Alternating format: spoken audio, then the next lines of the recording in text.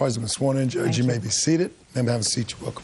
Private Rivera, Miss Spears was your girlfriend, and before you were deployed to Iraq, you gave her a power of attorney over some of your finances. It is your claim in this complaint that she took the money out of your account against your wishes and used it, and you want your money back. Yes, ma'am. And Miss Spears says that when you gave her power of attorney over your finances, you told her to use the money as she saw fit, and she saw fit to spend it because she needed it. When were you deployed to Iraq? I went on the boat on January 15th, and we deployed on January 21st, ma'am. Did you have a bank account? Yes, I did, ma'am. In what bank? Washington Mutual. And when did you first notice that Miss Spears was spending money? Well, about a month after I deployed, and when I went to Singapore, I should have had about $1,600 in my account, and I had about $400. Did you call her? I asked her why she spent all the money. She said she spent money on some things. She needed to buy some things. When I was on my way to Iraq, we passed through Hawaii, and she told me that she had cervical cancer, and she had to use my money to pay for the surgery to get the cancer removed, which is $300 is what she said. And did you say okay? I said that's fine. Obviously, it was an emergency. She didn't have. She told me she didn't have medical insurance at the time, so. You don't have treatment for cervical cancer for $300, Private Rivera. That's what I said, ma'am. And I mean, in my mind, I was thinking I didn't say that to her at the time, but what I thought is that it was an abortion because before I had left, she told me that she was pregnant with my child, and I argued with her mom for about 2 hours before I left. Her mom was saying she wants her to have an abortion and stuff, and then when I left, it just so happens that she had cervical cancer. Ms. Spears, when were you diagnosed with cervical cancer? I went in for surgery on the 31st of January, 2003. And what was your course of treatment? I had a cancerous lesion on my cervix. I had to get that removed, and I was pregnant at the time, but I have medical history, papers saying that the fetus was collapsing, there was no fetal growth, I would have had a miscarriage, and I couldn't do the surgery if I was pregnant. So I had to go ahead and do the D&C. Did you have any follow-up treatment after they removed the lesion? I have to go back every 3 months to monitor the cancer. And you used some of the money for that. How much? I couldn't tell you. I was under my mom's medical insurance. I never told Michael that I didn't have medical insurance. So that was the first time, Private Rivera, that you noticed that money was missing. Yes, ma'am. And you were not happy about that. No, I was not. So why didn't you direct that your direct deposit be sent to some other bank? The ship I was on, it was a Marine Corps-owned ship. They only had 2 of them, and they're very small, and they have limited capabilities. We didn't have any internet, no telephones, nothing. So I had no way to tell the bank to either stop the power of attorney. All you have to do is write them a letter. At the time, I didn't know. I mean, I was just off. I had to deal with other things as far as the deployment, being away from family, being away from friends, and I didn't think to write a letter. I mean, in the first place, I didn't think someone would go and spend that much money. Okay, well, they did. So that was, we were up to May 2003. So what happened next? So I stopped in Guam. I found out I had $1,800 in my account. I called her, very angry, asked her what she spent the money on. She couldn't tell me what she spent the money on. She doesn't know what she did. She told me she went to Vegas. She told me she bought shoes and purses, and she couldn't remember what else she spent the money on. So what did you say to her? I broke up with her. Fine, that was in May. Yes, ma'am. And? And then I went and pulled the money out that I had left. How did you do that, Private Through an Rivera? ATM. Where, in Guam? Yes, ma'am. I have it's all written down. It's all down here in withdrawal transactions. No, I believe you. You went and pulled out the money. Yes, ma'am. Nobody had to get you a road map on how to do that. No, ma'am. Right, Officer Rivera? No, they did not. Right. So you pulled the money out. And? And then got on the ship and went back home. So what are you doing here a year later? Well, I owe my father $6,000 total for lending me money to buy a car. And he's been bugging me, asking me when I'm going to take her to court to get the money for him, when am I going to pay him his money back. And now I figure it's about time I get the money back. Okay. Now I'll hear you. Before Michael went off to go overseas, he told me to spend the money on my car payments because at the time I was working as a hostess. I wasn't making that much money. He even told my mother, my mom asked him, why are you doing this? And he said, because I want Lacey to have money while I'm gone. Those are her exact words. Mm-hmm. And I never went to Vegas, ever. So what'd you spend the money on? I sent him care packages overseas. One care package. Shh, 4. Don't interrupt her. My car payment, my insurance payment, just bills. He told me to spend it on me. I didn't say that, Your Honor. I never once said spend it on you. I said if there's an emergency. If he needed to pay his dad back, why didn't he give his dad power of attorney? Because he trusted you. Your Honor, I never told her to spend the money freely on herself. Never once did I say that. I said in case of an emergency, if something comes up to where you don't have enough money, you can use the money, but I want $6,000 at least when I get back. And Just a minute. I don't believe you said that, Private Rivera. I don't believe you said you want $6,000 when you came back, but I do not believe that you deposited your money into the bank and anticipating that she was going to spend all of it. I don't believe that's true at all, that you were working over there for her. I don't believe that, Ms. Spears. I believe that you abused the privilege a little bit. Now, is there any reason why you abused the privilege a little bit? that's not true either. She told me when I came back... I'm not speaking to you. Yes, ma'am. Is there any reason why you abused the privilege? No, ma'am. Were you angry at him for something? Nope. I wasn't angry at him at all. And he never broke up with me while he was overseas. We were still together until he got back. And then, you know, and even after we got back, he bought me a CD player for my car. I mean, if he was so worried about this money, why was he still buying me things, trying to be with me? That's a good question, Private Rivera. Why is that? Your Honor, I loved her. I did love her. Judge Judy continues in a moment. She cheated on me, I cheated on her. She told me that I gave her chlamydia, and she would call me up, where are you, how come you're not coming over to see me? And I would hang up, I didn't want to talk to her anymore. And later today... Where's the computer now? I threw it out. What, are you crazy? What, are you nuts? No. Oh, yeah, you are. Real cases, real people.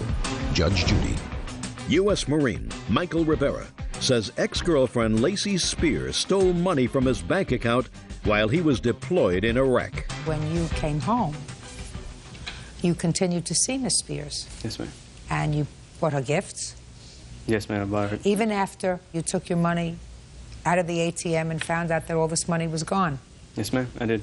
I still think that you abused the privilege, but I don't think that there was an agreement that that money would be used for any particular thing. What I want to know is, under what circumstances did the two of you end your relationship? It ended very bad, Your Honor. And I mean, I was... Want to tell me how that happened? At the time, I mean, when I left, we weren't in very good standing terms. She cheated on me, I cheated on her, so on and so forth.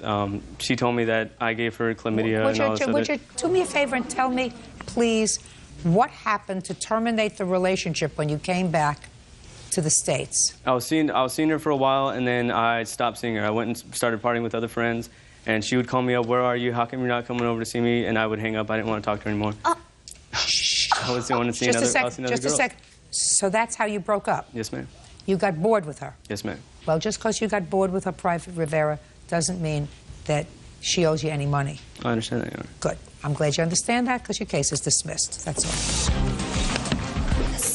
Party's not excused. You may step out. Obviously, he's in some kind of money trouble, and he needs help, and he's trying desperately to get any way he can. She's taking out money that I'm working hard for, you know, overseas, fighting for our country. I was in the room when he told her, pay your car payment, pay your bills, and use the rest for what you need. And I told him he was out of his mind for doing I it. was obviously in love, and what a mistake it was. And now the next case. All parties in the matter of Haney versus Darling, step forward, please. 24-year-old Penelope Haney and her brother Ronald are suing their former friend, 22-year-old student Jennifer Dorling, for the value of a computer. The siblings claim Jennifer borrowed the computer and for some reason threw it away. Miss Haney, the defendant is your son's aunt. Yes, Who is this? my brother. Ronald. According to your complaint, the defendant borrowed your brother's computer Yes. and either won't return it, or she says she threw it out because she stored it for you long enough. And she also has a desk that I assume went with the computer. And she says it's an old piece of junk that you can have back, but she no longer has the computer. Right. Tell me the circumstances surrounding her getting the computer. In February of 2004, she started asking me to ask my brother if she could use it because my brother had lent it to me. Weren't you using it?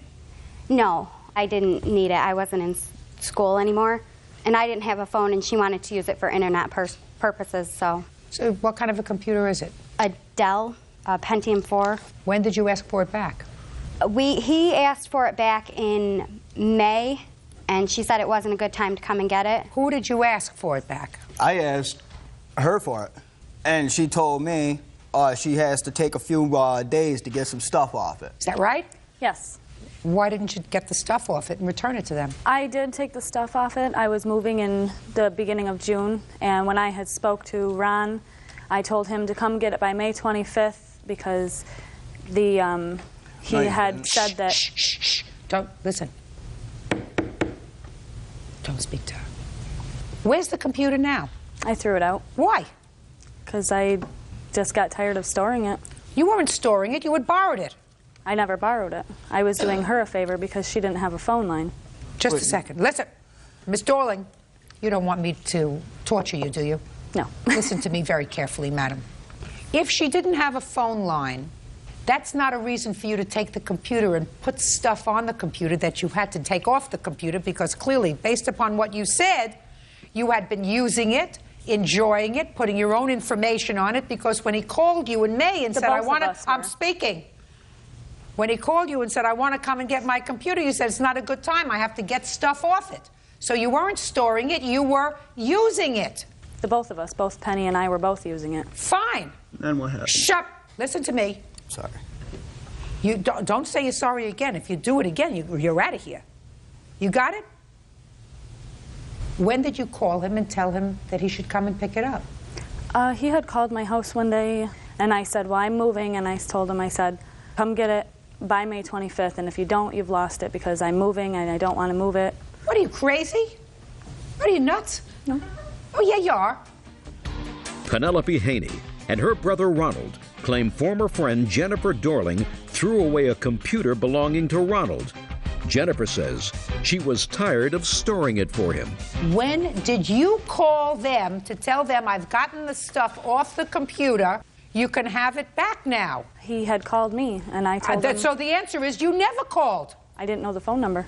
I didn't know where he was. You just told me, Miss Dorling, that the two of you were using the computer. Yes. Well, so then you saw her. Yes, but I didn't see her in May much. Then she wasn't using the computer in May. Just you were using it. It was at my house, yes. Just you were using it. How much you paid for the computer? We have the receipt, Can I see it, $776. please? You got a lot of nerve. I don't even know if you threw it out. Why would you throw away a perfectly good computer? Because in July, Ron and his mother had come to my house, and his mother had physically attacked me in my home in front of my daughter. Over the computer? Yes. I told her to get out of my house, and if she got out of my house, I would get it. Ron told her to back off of me, and I got her out of my house, and I locked the doors. I called the police, and then I went into the computer room, or the bedroom. So what you're telling me is, from May all through the summer, they wanted the computer back. That was July 2nd. What? She wanted the computer back. I hadn't heard from them. Ronnie had called once after I had moved and threatened I'll get the money one way or the other. And what do you mean you get the money one way or the other? That's not something that somebody does, unless you were stalling giving him the computer. What did she say to you when you called? I called again. I was like, all right, Jen, I'm coming to get my computer. And she told me now is not a good time. And I was like, well, now's not a good time for you, but it's a good time for me before you sell it. Don't look at her. Or throw it out. Look at or her. get rid of it. And I was upset. And we go over there, and it's not there. And then I hear that it's there, and then I hear it's not there, and then I just hear now that she threw it out.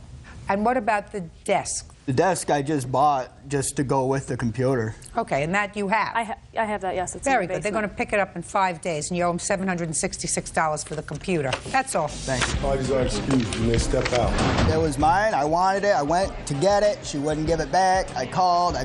Told me they were coming to get it at that time and didn't give me any notice or anything like that. Now is not a good time. How is it? Well, obviously it's not a good time. She got rid of the dang thing. And now the next case. All parties in the matter of Miller versus Collins. Step forward. Homemaker Jean Miller is suing her daughter, salesperson Deborah Collins, for charging a rental car on her credit card. Deborah says she owes her mother nothing. Ms. Miller, this is your daughter, and according to your complaint, you had an agreement with her. She was in an automobile accident, and her car was totaled or needed to be repaired. Her insurance, according to you, was supposed to provide her with a rental car, but it wasn't going to kick in for a while, so she asked if she could use your credit card in order to secure the rental. And the agreement was, according to you, that when she got the insurance money for the car rental, she would give you that money. It would go to the car rental place. We'd go to the car rental place. Right. And she used your credit card, you were billed, and you want your money. Right. When was the accident? In January of 2004. And what did she do? She called you? She said that she needed to get a rental car, and her insurance was going to pay for it, but she had to have a credit card to secure it. And she asked if she could use mine, and I said, just for secured, but not to be used, because it was the card that I used to buy medications. In March, I went to order medication. They told me that I couldn't order it, that my credit card was no good. And I said, well, how can that be? I should have well over $1,000 on it. I said, well, you have to check with your credit card company. And when I did, they said, oh, no, your card's maxed out. A light bulb went off. I said, is there by any chance a charge from Enterprise Car Rental? They said, yes, there is. That's what put it over the top. How much was that charge? $1,331.16. Okay, Miss Collins, I'll hear you. I had a car accident back in January. It was a hit and run. My insurance company told me that I could get a rental car, that I needed a deposit for the rental car, and that they would take care of all charges. Got the car. It was a month before I got my car back. And then I found out from my insurance company that they had the wrong information on the rental agreement. The car was rented out to and had me down as an alternate driver. So they were fighting the claim. Your guess is as good as mine. I have no idea. What does that have to do with your mother? You drove the car. Yes, I did. Pay her the money and take it up with the insurance company. Well, I would have done that, but I did not know about this until March. So? And in the meantime, I've had to deal with my youngest granddaughter having major reconstructive surgery. My 15-year-old son has ran away. And I just went through a house fire. What does that have to do with your mother? Well, what does that have to do with your mother? She needs some medication. If you're having a problem because you were fooling around with the rental of this car with Enterprise, or because somebody made a mistake, you deal with it. That has nothing to do with your mother. Well, if she would have read the agreement before she signed it, she would have seen that the wrong name was on there. Oh, grow up, Miss Collins. How old are you? I'm 39 years old. You're 39 years old. You're a mother. You're a grandmother. You're supposed to have responsibility. You're supposed to be... I do have responsibility. You don't. Yes, you don't. I do. Why should she be put in a position of having to worry about her... Put that down. Having to worry about her medication because of your neglect. It's not her problem. She was doing you a favor. Yes, she was. Judgment for the plaintiff in the amount of $1,300. Goodbye. Parties are excused. You may step out.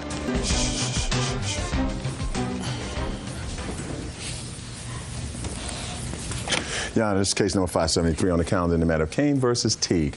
Parties have been sworn in, Judge. You may be seated. Folks, have a seat, please. Ms. Keene, according to what I've read in your complaint, you were living with Mr. Teague's father at the time of his death. Yes, ma'am. And it is your claim that after his father died, you were put out of the apartment that you had lived in for some time, and some property there belongs to you. Yes, ma'am. That's what you're suing for. He is counterclaiming. He says that you stole some money from his father and you canceled an insurance policy on the car and kept the premium for yourself. So he is counterclaiming for that. How old was your father when he died, Mr. Teague? 71. And how long had he been living with Miss Keene? Off and on for 2.5 years, 3 years. No, ma'am. How long? 4 years. When did you meet him? Met him in 2000. Where? At a friend's bar. I was working for her. She needed some help. He had come in. He had some racing coins. Okay. And when did you move in together? In October of 2000. You moved into his house? Yes, ma'am. Mr. Teague says you lived on and off. Is that accurate? No, ma'am. We separated once because of a flood in East Ridge. Our house was flooded out, and I had to leave for about a month and a half. Where did he go? He stayed there in the house. Why didn't you stay? They wouldn't let me because of epilepsy and the breathing machine that I was on. FEMA put me out of the house till it could be bleached back out. Okay, when was that? That was in... May of 2003. Okay. Other than that separation, you had lived in the house continuously? Yes, ma'am. No, ma'am. Well, tell me about your understanding of the situation, sir. She has an apartment, or she had an apartment in government housing in Chattanooga. Mm-hmm. She has a serious drug problem. She would leave the house to go do her drugs, and then she'd bag her way back into my dad's house. How did you know that, sir? Because I've seen her stoned. She told me she had a drug problem. Her mother told me she had a drug problem. My father told me she had a drug problem. When did she tell you she had a drug problem? Oh, probably after the house flooded. And she was gone for 9 months when the house flooded. When did she move back into the house with your father? She got in trouble living in her apartment. She got into a fight with one of the girls that lived next door in the government housing. In January of 2004, she had to go to court. My father paid to get her bond and to get her out of jail and to her fine in court. And I have a check that my father wrote her for $2,600. Your Honor, that check was from FEMA. That was my money to start with.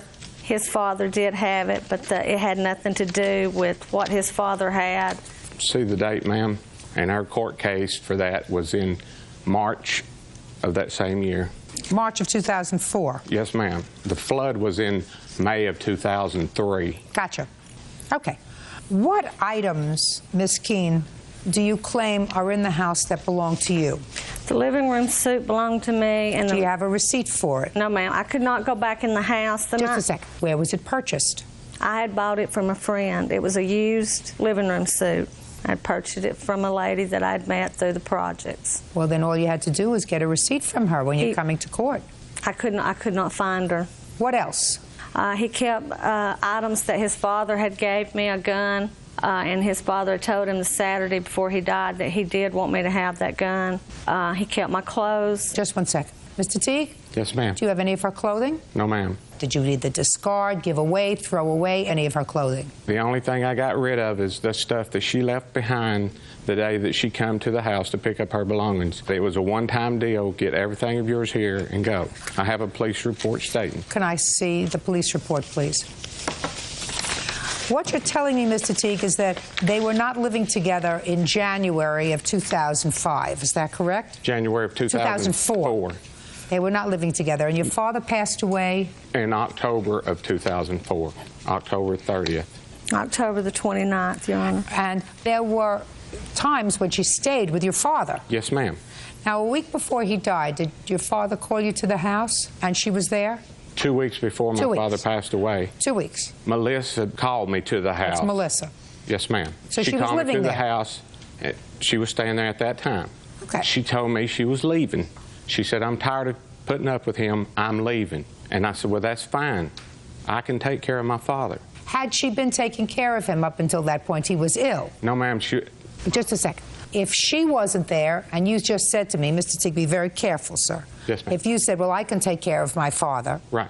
That presupposes that someone else was taking care of him, and that would have been Miss Keene for at least a period of time. If she called you and said to you, I'm not taking care of him anymore. I'm leaving. Then she had been taking care of him. Okay, yes. Don't play with me, sir. I'm not, ma'am. Good. How long had she been taking care of him? Well, in September was when the cancer come back. He had cancer, had taken treatments, had gotten better, and then it came back. So he was in the hospital for a couple of weeks. Your Honor. Yes. He was in the hospital for a week. He had got sick that night. I took him to the hospital. I couldn't get in touch with none of his children. We got him to the hospital. Ken's children come in and tried to throw me out of the hospital. Ken told the hospital to throw his children out and bring me back to the room.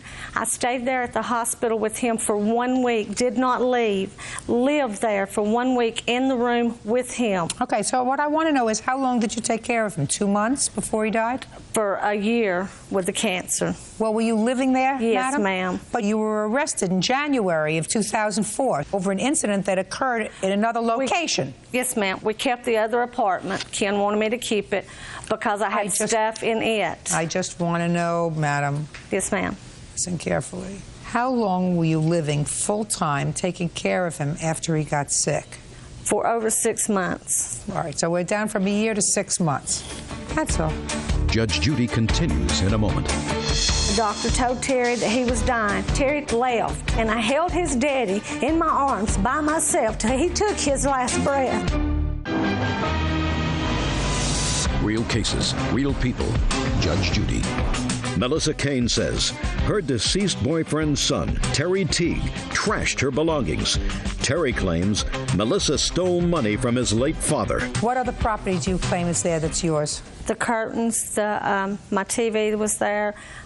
You were unable to produce a receipt for the television. The stuff was in the house. Mr. Teagues and the cop, which were friends, would not let me go back in the house to get anything, any receipts. Listen to me. You went back into the house. According to the police, you retrieved personal property, but you were not permitted to take the television set. They never let me go back in the house. What else? Ms. Keene, what else? I had a Dutch oven stove in the back. Do you have any proof that any of these items belong to you? It was all in the house, Your Honor. I don't care if it was in the house, madam. The house was not yours. Right, and they wouldn't let me go in it to get nothing. I asked you a simple question. No, ma'am. Do you have any proof that any of these items were yours? No, ma'am. Well, I can't help you, Ms. Keene. Let's get to your counterclaim, Mr. Teague. Yes, ma'am. Okay. It's your claim that first Ms. Keene stole money from your father's wallet. Yes, ma'am. Tell me about that. The night my father passed away, when I got to the house, Miss Keene was there, and there was already several people there, including the police and the fire department. I went in the house. The funeral home had called, told me the information they needed. I needed his Social Security number. I tried to find his wallet. I looked all over the house, could not find it, and I walked into the living room and said, no one's going to leave here now till my dad's wallet shows up. So, in a few minutes, Miss Keene walked down the hallway back into my father's room and found my dad's wallet laying on top of the pants that I had picked up and checked the pockets to see if the wallet was there. Okay. The day that she came to the house to retrieve her belongings, she got angry because the policeman would not allow her to have the television. So she said, I want to see your supervisor. I want to see him now. The officer backed up and was calling on the radio to get his supervisor there. She looked me in the eye and told me that that's okay. I took $700 from his wallet the night he died, and I told her she wouldn't get another penny. So when she wouldn't get the TV, is what you're telling me she said to you, I'm not going to get the TV, I'm just telling you I took money? Yes, ma'am. And I have a witness. Yeah. I have a witness who heard it. Who are you? I'm Steve Kyle. I was there when she came to pick up her items. How are you related to this family? Terry's my roommate, so I knew the whole thing, everything that was going on. Tell me what you heard. Oh, well, when she found out she wasn't going to get the TV out of the house, that's when she made this statement. She said, that's okay. I took $700 out of your dad's wallet the night he died. Your Honor, I've never met this gentleman, never seen him in my life, could not tell you who he is. He was not there that day. I did not take no money out of his father's billfold. His father's billfold was under the bed. His daddy, when he died, I was there by myself. I done called the doctor once because Ken didn't sound right. And Terry come in, and the doctor told Terry that he was dying. Terry turned around and said, I've got a card game, and did not tell me he was dying, and left. I called the doctor back myself 30 minutes later when he got worse, and the doctor told me, he said, Miss Kane, I'm going to tell you just like I told his son, if you want to bring him to the hospital, you can, but it's not going to do no good. I said, you mean he's dying? He said, yes, ma'am, I told his son that. I tried to call Mr. Teagues back. He would not answer his cell phone. So I went back in there, and I held his daddy in my arms by myself till he took his last breath. And then when he took his last breath, I laid him down on the bed. And when Terry got there, after the police and everybody else got there. Had you been there earlier that evening, sir? Yes, ma'am. Why didn't you stay? When I got there, my father was real upset because Melissa wanted to take him to the hospital. My father hated hospitals. He didn't want to go to the hospital. So I said, settle down. I'll call the doctor and ask him. My father was coughing up blood. I called the doctor. The doctor told me this is common for someone taking chemotherapy. Have your father just stay there and rest at home. So the answer is, you were there earlier when your father was coughing up blood, and you left. Mr. Teague, answer my question. Yes, ma'am. Where did you go when you left? After we got my father calmed down, I went to home. My sister was in from Pittsburgh, Pennsylvania. She was leaving to go home the next day. I went and visited with her. Well, how much time did she spend with her father? The whole week that we were on, she was in on vacation. Me and my two sisters were there every day. I don't think I believe that, Mr. Teague. Well, it's the truth, Your Honor. I don't think I believe that. If your sister was leaving, and the reason your sister came was because of your father's health, and you got a call from Miss Kane that was sufficiently serious for you to go over there, I don't see why your sister, who was another child, wouldn't have gone over there at the same time. And upon seeing your father in a condition where he was coughing up blood and being agitated, considering what you've told me about Miss Keene, I wouldn't have gone anywhere. If it were my father, I would have stayed around. May I answer? Sure. Okay. We got him settled down. He had coughed up a little blood. The doctor said that was common. One of the neighbors come over. We sat in the living room for an hour and a half watching TV. He was fine. Had I known my father was going to die that night, I would have never left that room. I mean, he had been sick for 15 months. There was no way that I knew my father was going to die. She stayed with him. At least he didn't die by himself, right? Right. That was one of his wishes. That what? That he didn't die by himself. But you weren't there. She was there. That's who he wanted there, ma'am. That's who your father wanted. Right. Don't you think it's about time that you put a period, Mr. Teague?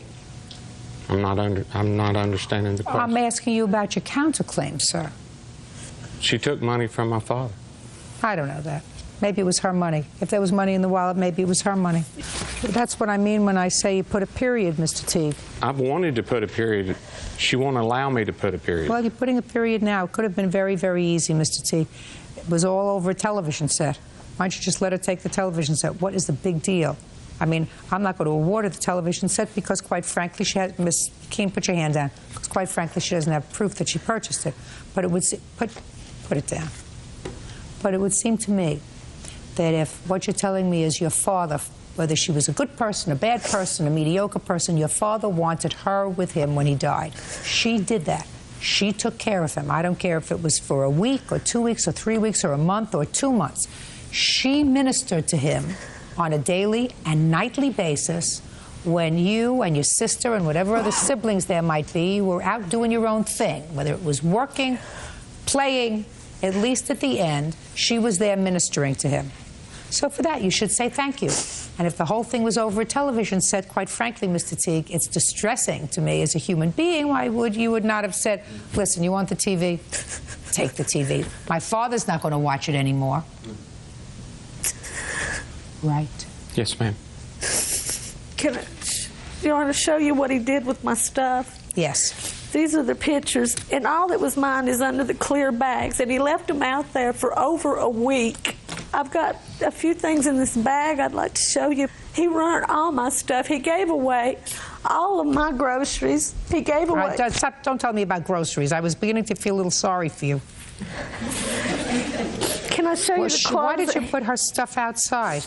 Because when I went to check on my father's insurance and seen that the day we buried my father, she left the graveyard and went straight to where he had his insurance and canceled his insurance on his 2 vehicles and collected the premium. I felt like she had disrespected him for the last time and that I wasn't going to allow her back. Okay, just a second. So tell me about the insurance policy, Ms. Keene. The insurance was mine and Ken's.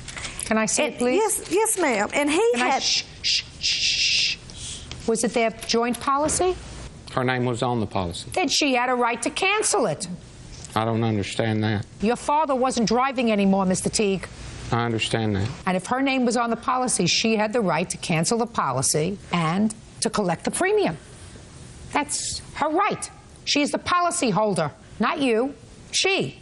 And you had no right to throw her stuff out. That was the wrong thing to do. I think that you acted badly, Mr. Teague. I think that you acted very badly. While your father was sick, while he was coughing up blood, while he needed assistance in getting to the bathroom, while he needed assistance in showering, bathing, keeping himself clean, feeding himself, neither you nor your siblings were there ministering to him. For whatever period of time it was and for whatever kind of a person she is, she was there, and she was the person your father wanted there. He didn't say to you when you came, do me a favor, get rid of her. I want you to sit and hold my hand. It's not what he said, and you just told me that. So if that's what your father wanted, and she gave him a little bit of peace before he died, and at the moment of his death, you acted badly. He acted badly in going to the house and taking her keys and telling her to leave. You acted badly over really nothing, no money. I mean, we're not talking about any big money. No, ma'am, but we were talking about guns, and she has a criminal past that she didn't need to have a gun. Sir, What are you, the morals monitor? No, ma'am. Your father liked her. She was your father's girlfriend. Have you ever been married? Yes, ma'am. How many times? 3. Shh, quiet. Did your father like all of your wives? Yes, ma'am. Bad judgment. You didn't. But if he didn't like all of your wives, would that have made a difference to you? No, ma'am. No. So your father picked her. You didn't like her? That's too bad for you. But you can't put her stuff outside like this and ruin it because you got into a hissy fit because she canceled insurance that she had an absolute right to cancel. You can't do that. Judgment for the plaintiff in the amount of $1,500. That's all. Dismissed. Now, this is case number 599 on the calendar in the matter of Deskins versus Benson. Parties have been sworn in, Judge. You may be seated. Thanks, folks. Have a seat. You're welcome, Judge. Ms. Deskins, you and Mr. Benson lived together for the last 4 years, according to what I read here, and you were in what I perceived you believed to be a committed relationship. At some time, according to your complaint, you purchased a truck. The truck was for, according to you, Mr. Benson's use in his business. The only thing is the truck was titled in your name, and the understanding was that he was to make all the payments on the truck. He didn't. They repossessed the truck, and you now have a judgment against you for some $8,000. Mr. Benson says with regard to that part of your complaint, it was your truck, you should have paid for it. Yes. Next, your claim is really a little convoluted. It's something to do with the saddle, that he pawned some of your property, and you want the value of the property that he pawned, saddles or something like that. Now, Mr. Benson says that he took the saddles down and pawned them because you needed the money, you wanted the money, and he gave you the money. Is that what you're saying, Mr. Benson? No, she wanted me to buy dog food, and I used the money for that.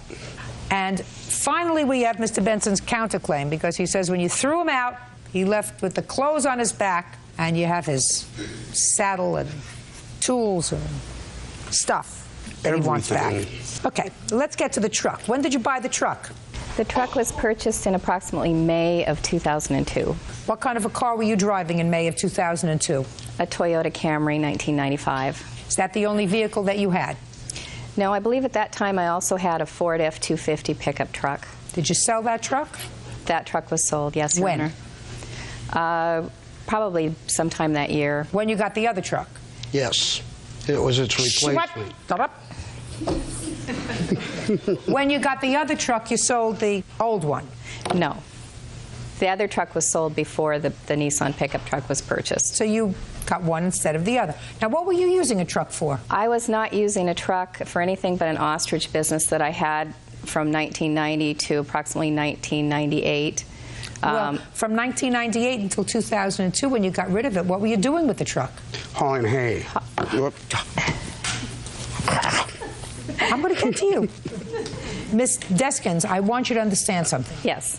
One way or another, and I would prefer it to be sooner rather than later, I'm going to get all the truth. So if you're going to give me a lot of baloney, it's going to irritate me because it's been a long day and I'm tired. Do you understand? I understand. Do you understand? I understand. Good. So if you had an ostrich business that concluded in 1998 and you kept a truck and paid for insurance and paid for tags for 4 years, then you're either stupid or you were doing something else with the truck. After I stopped ranching ostriches, I had a horse ranch and a llama business. So you were using the truck? Correct. And when you sold that truck, the same year, you purchased this truck in May of '02. That's correct. I purchased the truck for Mr. Benson. He wanted it for his horseshoeing business. And you never used it?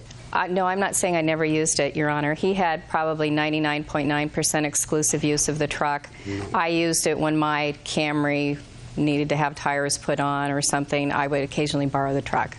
Now I'll hear you. She had the keys of the truck. I had to borrow the truck to use the truck. And yes, I used it for horseshoeing. And she got all the money in our relationship. What I got horseshoeing or saddle making, she got the money. If she chose not to pay for this truck, that's her problem. No, don't get to the ultimate conclusion, sir, because that's going to irritate me, because that's my job. Okay. You don't want to take away my job. It wasn't my truck. I am not going to shoe your horses, and you don't take away my job. I promise. But it wasn't my truck. Just a sec. You used the truck. Yes. And she used the truck. Yes. I believe that. Thank you. So it was in your name? That's correct. He left? When he left? He was asked to leave February 12th. Good. And when he left on February 12th, did you keep the truck? The truck was actually in a replevin action at that time, Your Honor. He would not give me the car keys to the truck. I actually had to get a court order to get the keys from him. And I went down to the restaurant where he was working with the court order and asked him for the keys, and he coughed up the keys at that point. Ms. Deskins, you are the titled owner of this truck? That's correct. You don't need a court order to get the keys, madam. All you need is your little finger that does the walking through the yellow pages. And you call a locksmith, and the locksmith starts the truck, and you replace the cylinder and get a new key. That's what happens if you would have lost the keys to the truck, right? So I don't know why you went through this whole megillah about going to court and getting the keys to the truck when all you had to do was call a locksmith. All right, what else did he do? He pawned some property. When? He pawned property beginning in about August of 2004. What did he pawn in August of 2004? He began by pawning saddles that I had purchased. He pawned... When did you find out about it? I found out about it probably around the first part of this year when I noticed the items were missing. We have a company together. These were my saddles, too. What kind of company do you have? A saddle business, buying, selling, and trading saddles. Ms. Deskins, is it true, madam, that you and Mr. Benson, aside from sharing a bed, shared a business together? I posted his saddles for him on my eBay website. And what'd you do with the money that you got from selling the saddles? The money was used primarily to buy leather and other tools for Mr. Benson's leather making. Was some of the money, keys. just let me ask you a question. Yes. Somebody buys a saddle. How much you pay for a saddle? Anywhere from $250 to $1,000. And what did you do with the money? We paid financial expenses with it. You paid bills. Yes. You paid household expenses, yes. Food, right? And we invested back in the business. Good. What do you want from me? The relationship broke up. The business broke up. It's joint property. Some of it's his, some of it's yours. You expect me to go figure out what part of the saddle was yours and what part of the saddle was his? Judge Judy continues in a moment. What happened that you left so quickly, Mr. Benson, that you couldn't take the most valuable things? We had police and guns involved. And the police told me she was crazy. Get in the car, we'll take you anywhere you want to go. And when you come back, bring the police. And later today... You sold it to her for $3,500, and she was a friend. Yes. Several months later, you sold it to somebody else for $1,900, who was a stranger. Yeah. It doesn't make sense, madam. Real cases, real people. Judge Judy. Pamela Deskin says ex-boyfriend Michael Benson owes for the balance on a truck and for allegedly stealing horse saddles. Michael says everything he owns is still in Pamela's possession. Ms. Destin, it's over. The relationship is over. The business is over. We were in a meretricious relationship. We shared a lot of property. We shared a lot of business ventures together. He converted a lot of that property for his own personal use. You made an error in judgment. I made an error in judgment when I purchased a car for him and believed that he truly was going to use that and pay for it. And I would take half the responsibility for that stupidity. But I believe Mr. Benson needs to take the other half of the responsibility. Sure, if his name was... Listen to me. If his name was on... Hey, don't talk to her. If his name was on the title to the truck, was his name on the title to the truck? No, Your Honor, because he told me that he needed my credit to get the truck. He had the benefit of the bargain. Now I'm getting the defaulted note. Since then, I bought a different car. I didn't need her help. Mr. Benson? Yes, ma'am. Do I look like I need you, sir? Yes, ma'am. Miss Deskins probably got the short end of the financial stick. That's possible, but that sometimes happens in a relationship. And not every time somebody gets the short end of the bargain does it mean that there is a court case which will result in vindication. I just said to you, if the truck had been in both of your names, then a joint debt might have been created for the difference between the loan on the truck and what was secured from its sale. But you had the truck in your name alone. It could have been titled in his name. Mr. Benson has a child support obligation which prevents him from having the title to anything in his own name. That's why the title was held in my name. Is what you're telling me is that you helped him perpetrate a fraud on the mother of his children? No, Your Honor. No, just a second. No, Your Honor, I'm not saying that. Just a second. That's what you're saying to me. Quiet.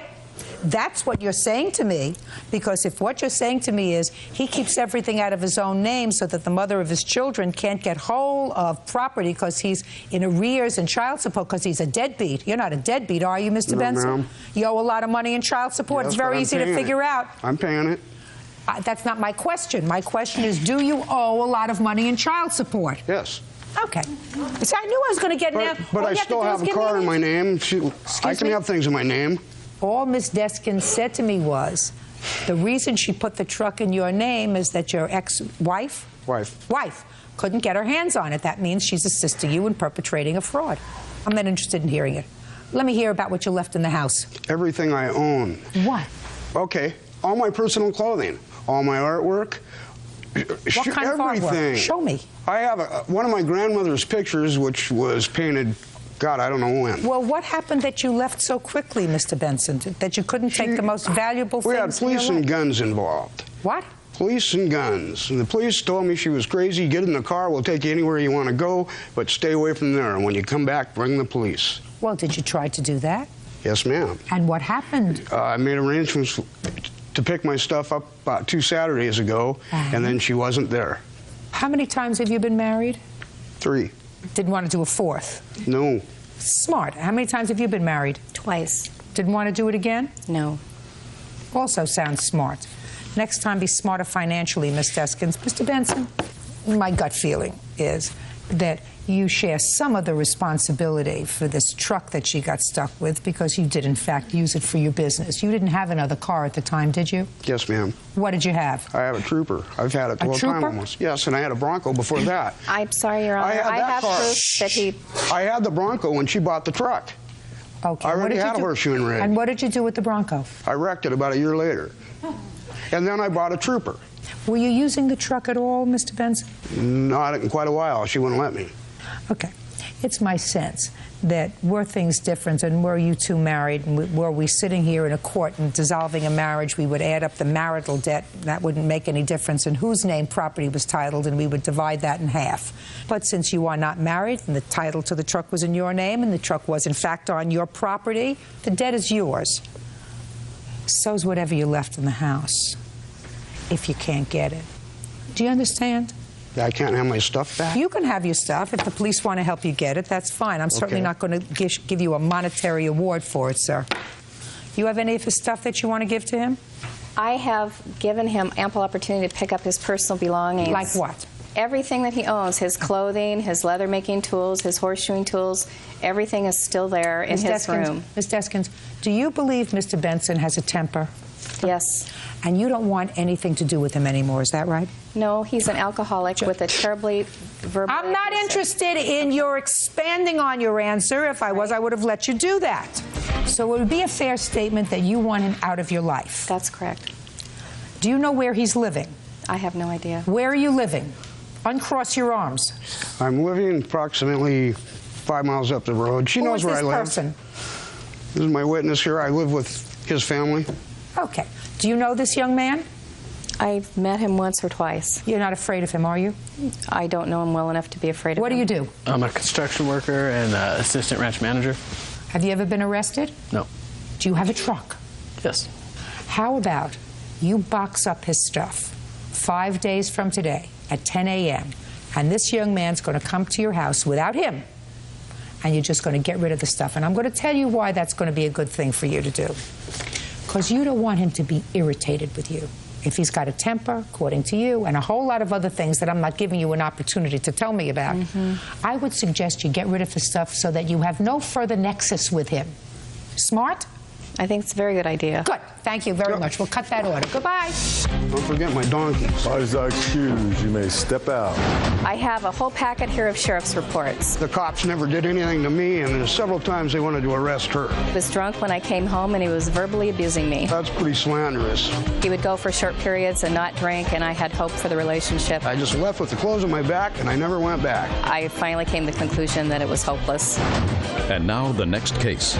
All parties in the matter of Seed versus Maxwell. Step forward, please. 19-year-old customer service rep Melissa Seed is suing former co-worker, 22-year-old student Tammy Maxwell for the return of money she paid for a Nissan 200 SX.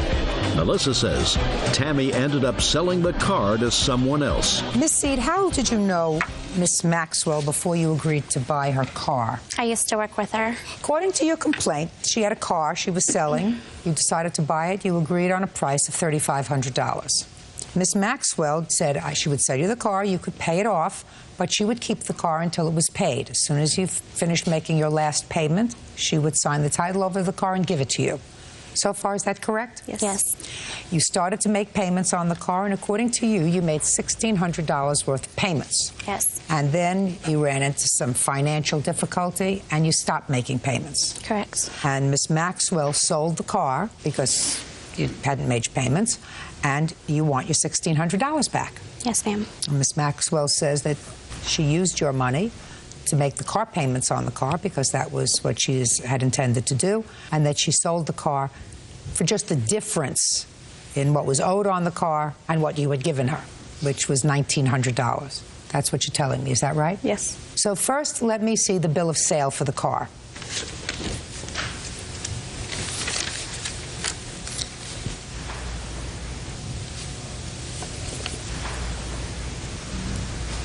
Okay, well, this says that you're buying it in as-is condition. And did you check the Blue Book price of the car at the time? Yes, I did. And what was the Blue Book price of the car? About $2,000, $2,500.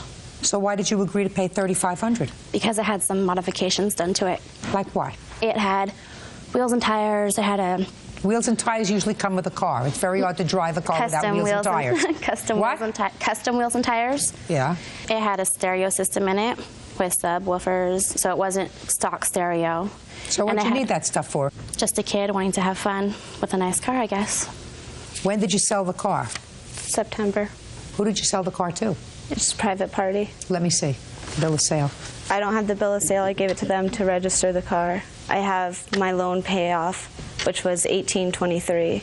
And so I took the $1,900 and paid off the loan. Well, you would have a bill of sale from somebody else.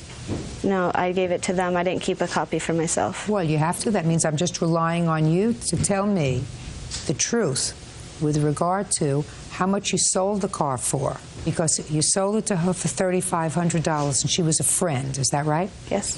Several months later, you sold it to somebody else, according to you, for $1,900. Who was a stranger.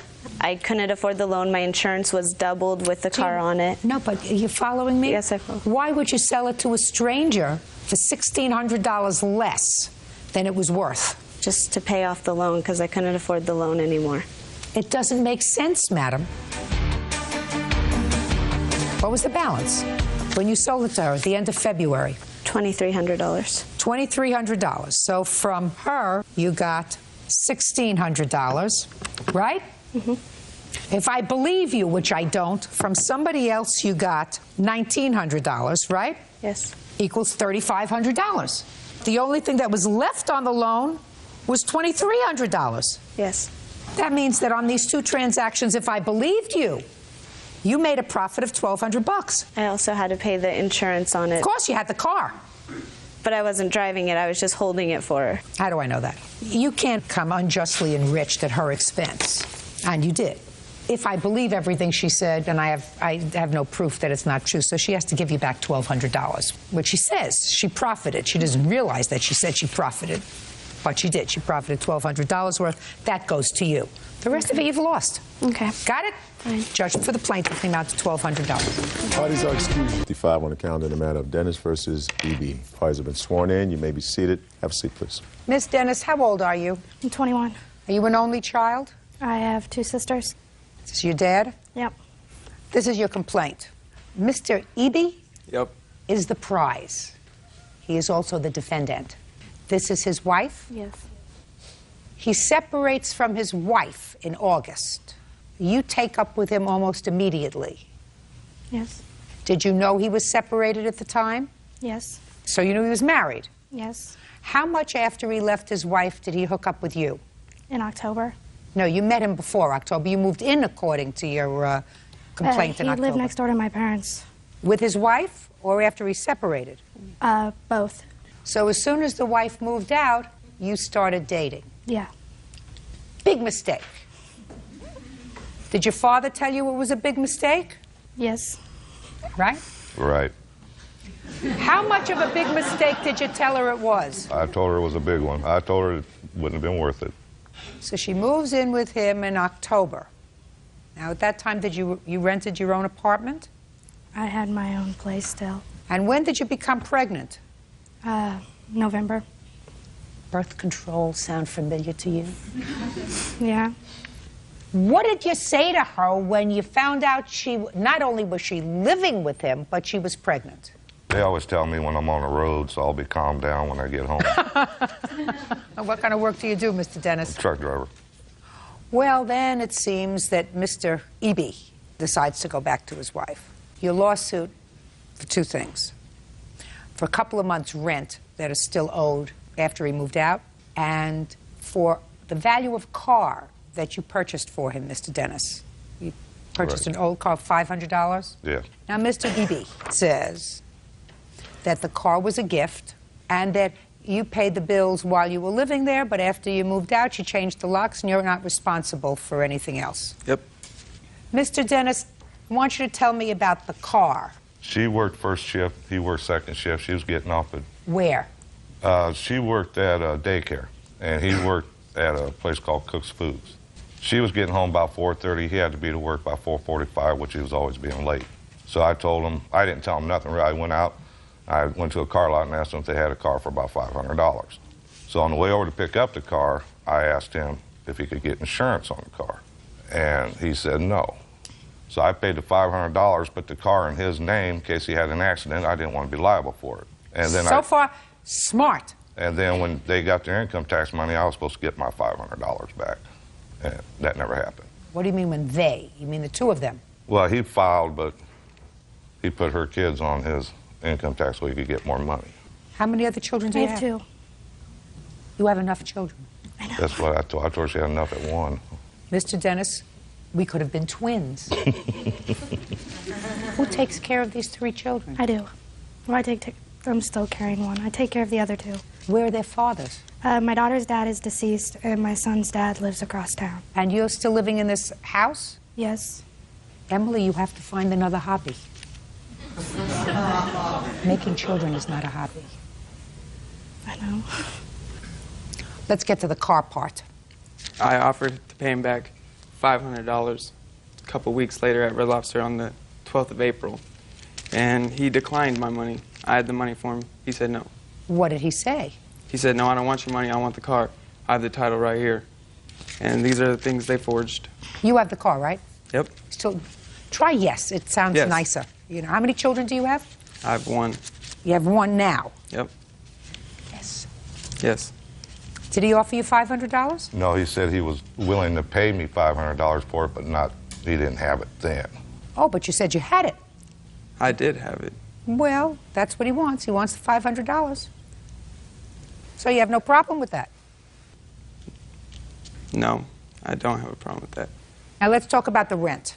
Ms. Dennis, when did Mr. Eby move out? April 9th, he walked out. Why?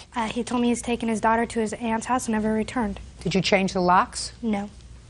What month's rent are you claiming that he owes you? Well, I paid April's myself, and I've paid May's. But he wasn't there in May. Well, yeah. Why didn't he pay any of April's rent? Because I got my paycheck from work, and I paid it because he was in between jobs, and he didn't have a paycheck at the time to pay it. Did you move out on April? Why are you laughing? Because I never technically moved out of there. I came home. Locks were changed. When? On the 14th of April. Okay, so how much was your half of the rent? I paid all the rent. In April? Yes. All she gets for a check is from welfare. Who paid April's rent? Do you have a rent receipt for April's rent? Nope. She would have it. Because I don't have nothing because she wouldn't allow me back in the house. I see the receipt.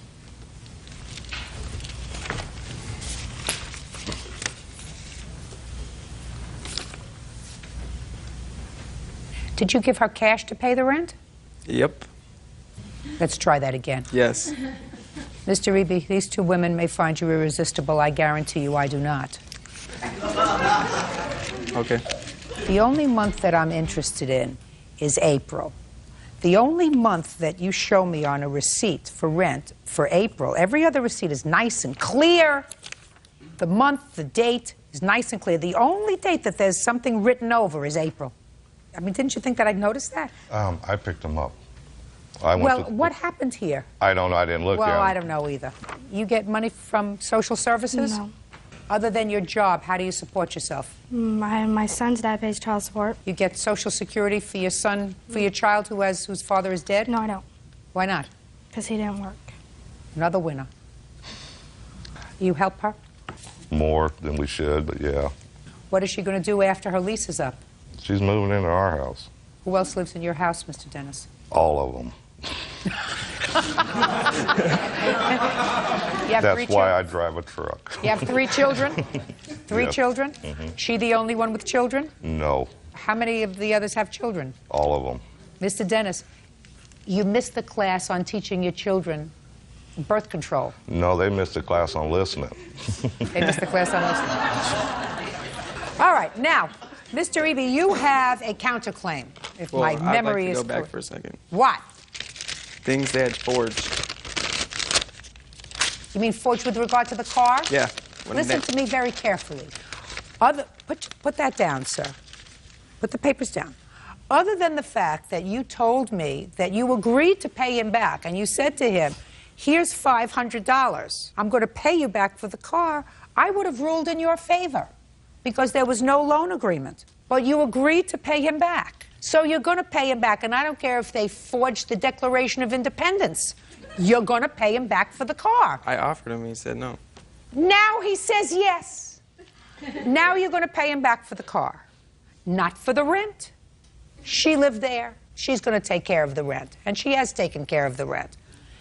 Now, let's get to your counterclaim. My counterclaim is for my living room set that she still has, my entertainment stand, TV, VCR, movies, Xbox, etc., washer and dryer. Now, did he purchase all of those things? No, he didn't. Who purchased them? I did. All of them? Yes.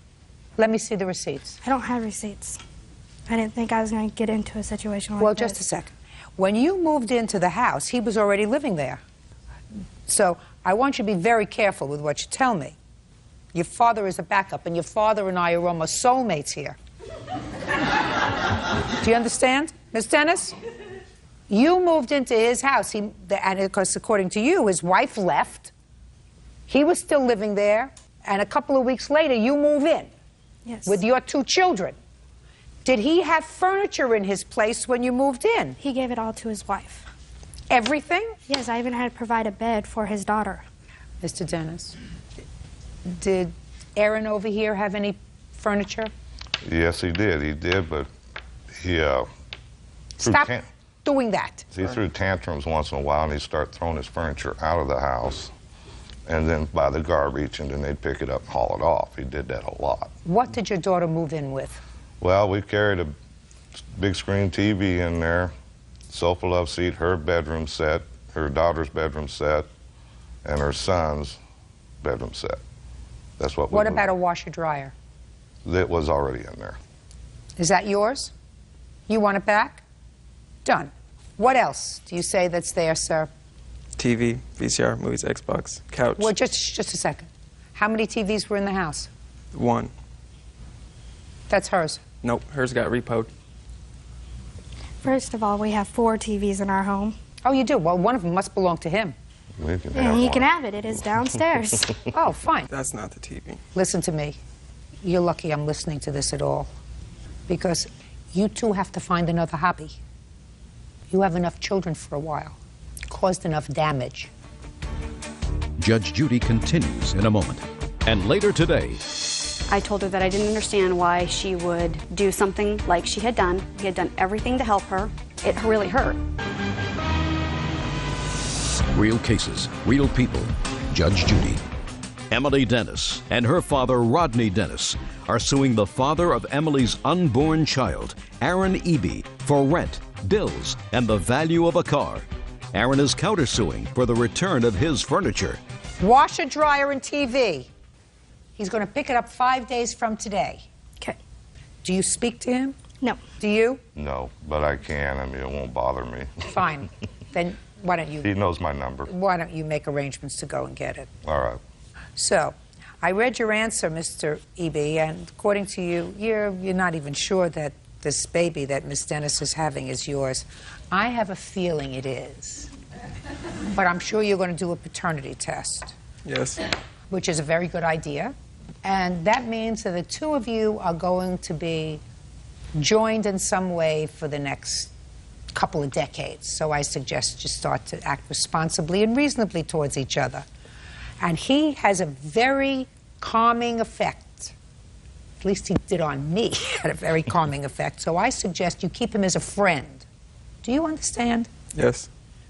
Do the right thing with him. He's tried to do the right thing with you. Got it? Yes. Good.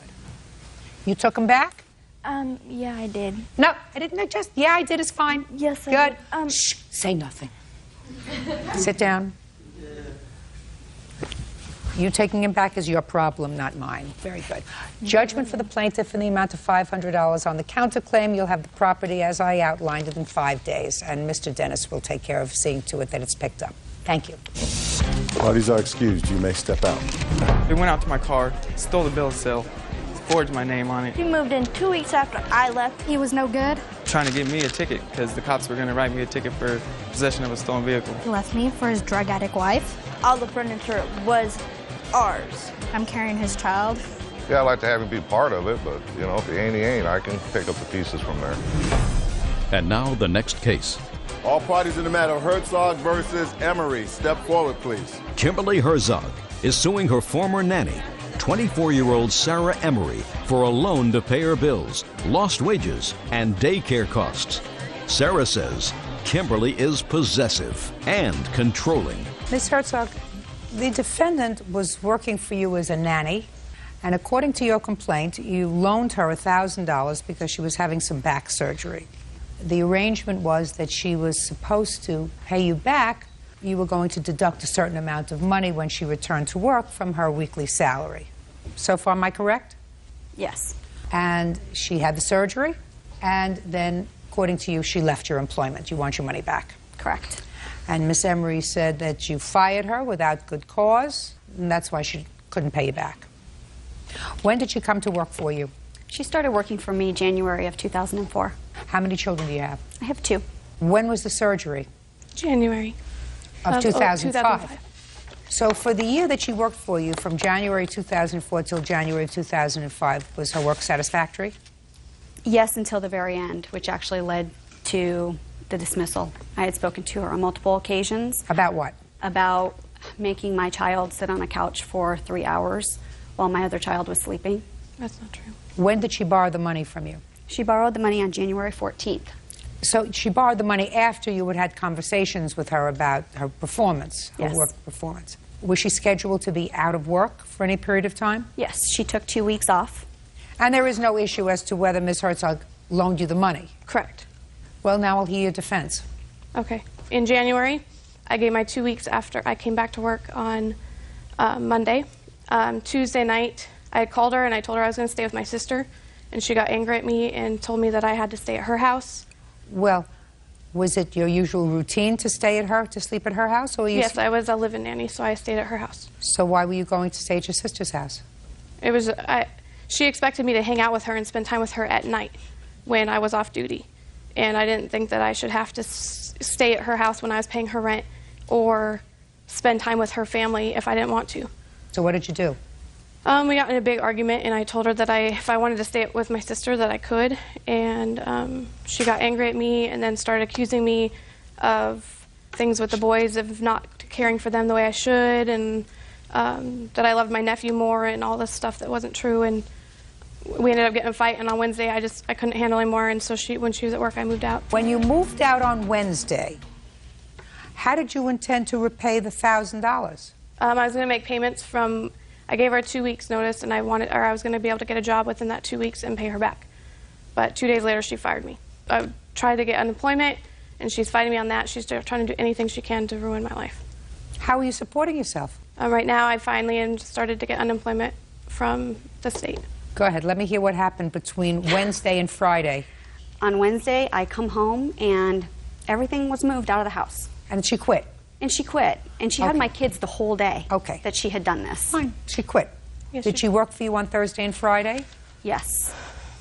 I didn't have anything else I could do at that point. Okay. What did you say to her on Thursday and Friday? I told her that I didn't understand why she would do something like she had done, move out of our home like that, quit. We had done everything to help her. It really hurt. It hurt to help someone so much and not... Did you fire her on Friday? I did not fire her. I rendered her services at that point. I What couldn't happened? trust her in my home. So you fired her. You let her go. Tell me what you did. I just came home and I gave her money that she had worked and let her know that at that point on I did not want her watching my children. Well, I would probably do the same thing. If somebody moved out of my house after almost a year working for me without notifying me, moved stuff out during the course of the day when you're supposed to be watching her children, I would probably terminate your services too. In any event, you should have let her quit. She wouldn't have collected unemployment. I'm fighting it. Well, she didn't appear the to truth- be a peer hearing last week, so... The truth of the matter is, she quit on Wednesday, and she owes you the money. You took $60 out of Yes, I did. the first paycheck, the Yes, I last did. paycheck you gave her, so she owes you $940. Judgment for the plaintiff in the amount of $940. That's all. Party up to the step out in the matter of Schultz versus Loeffler. Thank you. You're welcome, Judge. Parties have been sworn in. You may be seated. Folks, have a seat. Mr. Schultz, you and your wife were at a party, some sort of a gathering, with the defendant and his wife. Right, and another couple also. And it is your claim, at some point during the evening, the defendant assaulted you and cracked your tooth. You want to be compensated. You want your dental bills paid. Mr. Loeffler says that you were actually the aggressor. He acted in self-defense. Tell me when this party was. It was March 18th, 07. And where was the party? Me and my wife Ashley were invited to go out to eat with his witness Stephen over there and his wife to go out to eat to dinner. The six of you? No, originally it was only the four. It was me, Ashley, and Stephen and his you wife. and your wife? Yes, ma'am. Is that right? Who were friends? Who knew each other? Ashley knows his wife from school. Okay, great. So they invited us to go out to dinner. We met at their house. We went from their house to Portugal in Long Beach. While we were there for a while, Travis and his wife met us there. And had you known Travis before? No, I haven't. You never met I met him maybe one other time. Okay. At a But you weren't barbecue. friends? No, we're not friends. Had it been prearranged that you were going to meet for dinner, or just was it just by called- accident that yeah, you met? just called up and... Who called you? I called Stephen and his wife on that day, and we were free, and we wanted to hook up and see each other and hang out. So that he invited you to come along.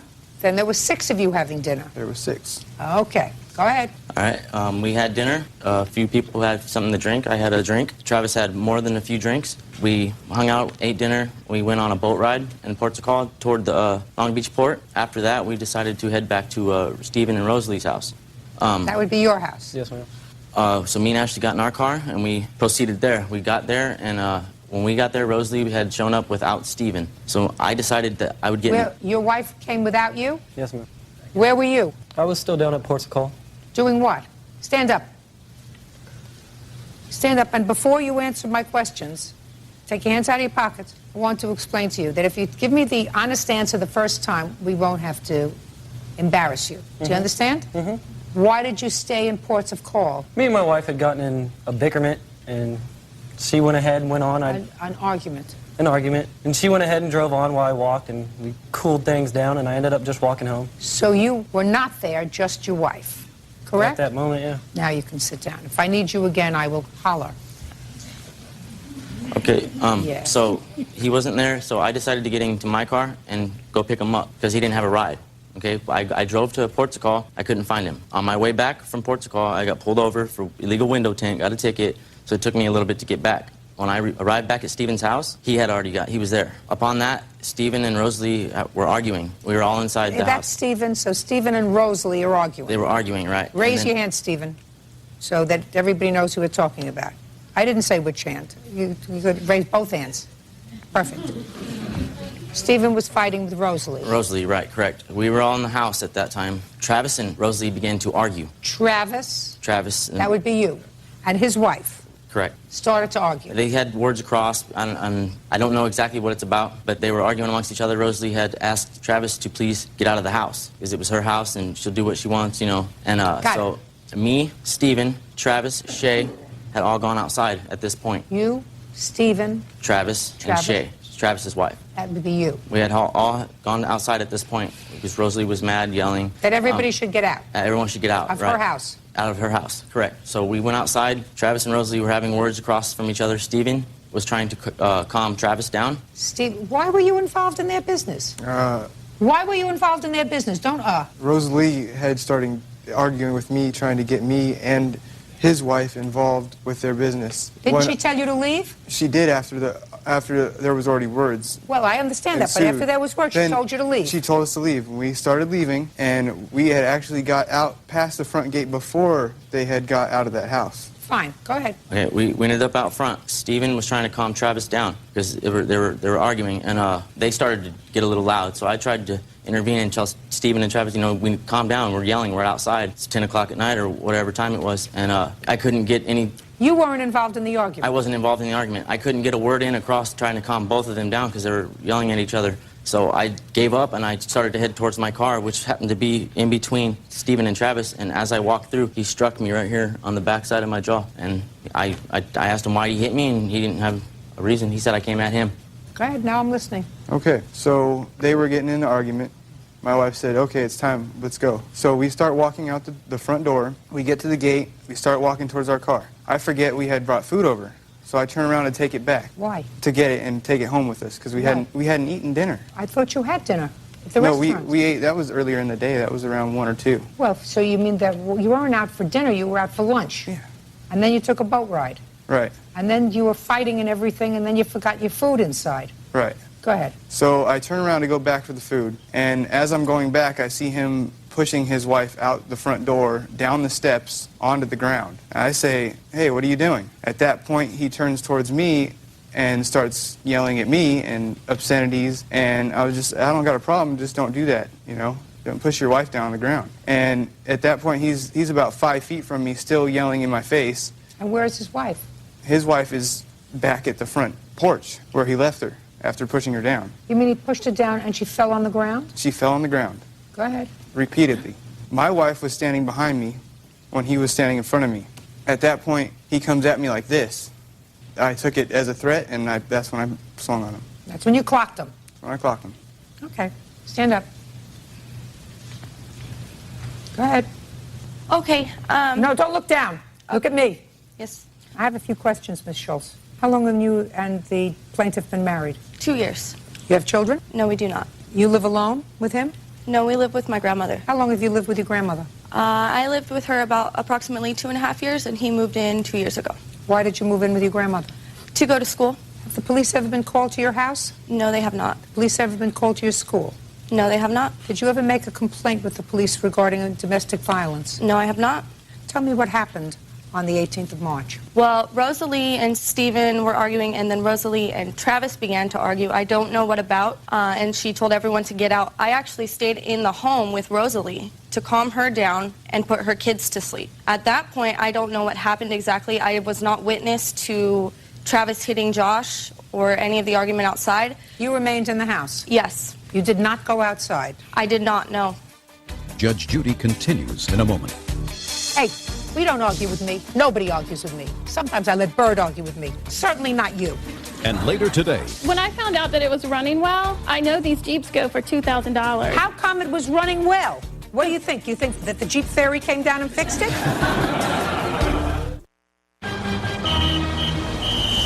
Real cases, real people. Judge Judy.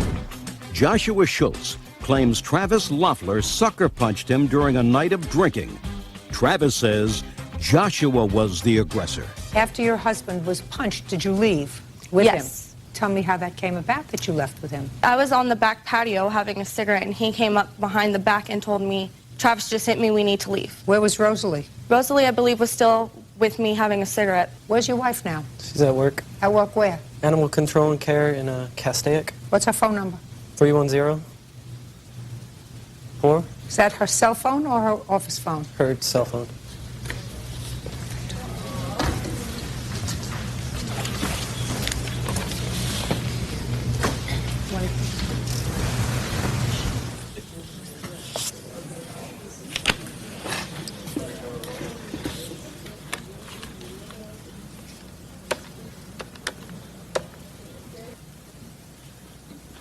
Is this Rosalie Doyle?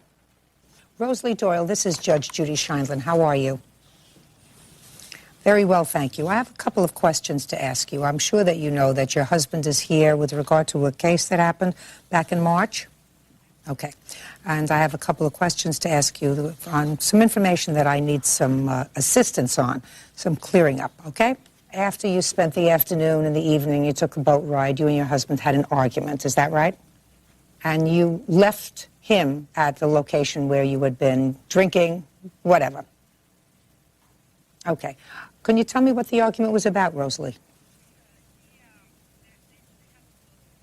Mm-hmm. Mrs. Schultz, who was also there that evening, she was at your house. Do you smoke? Yes, and so does Mrs. Schultz, is that right?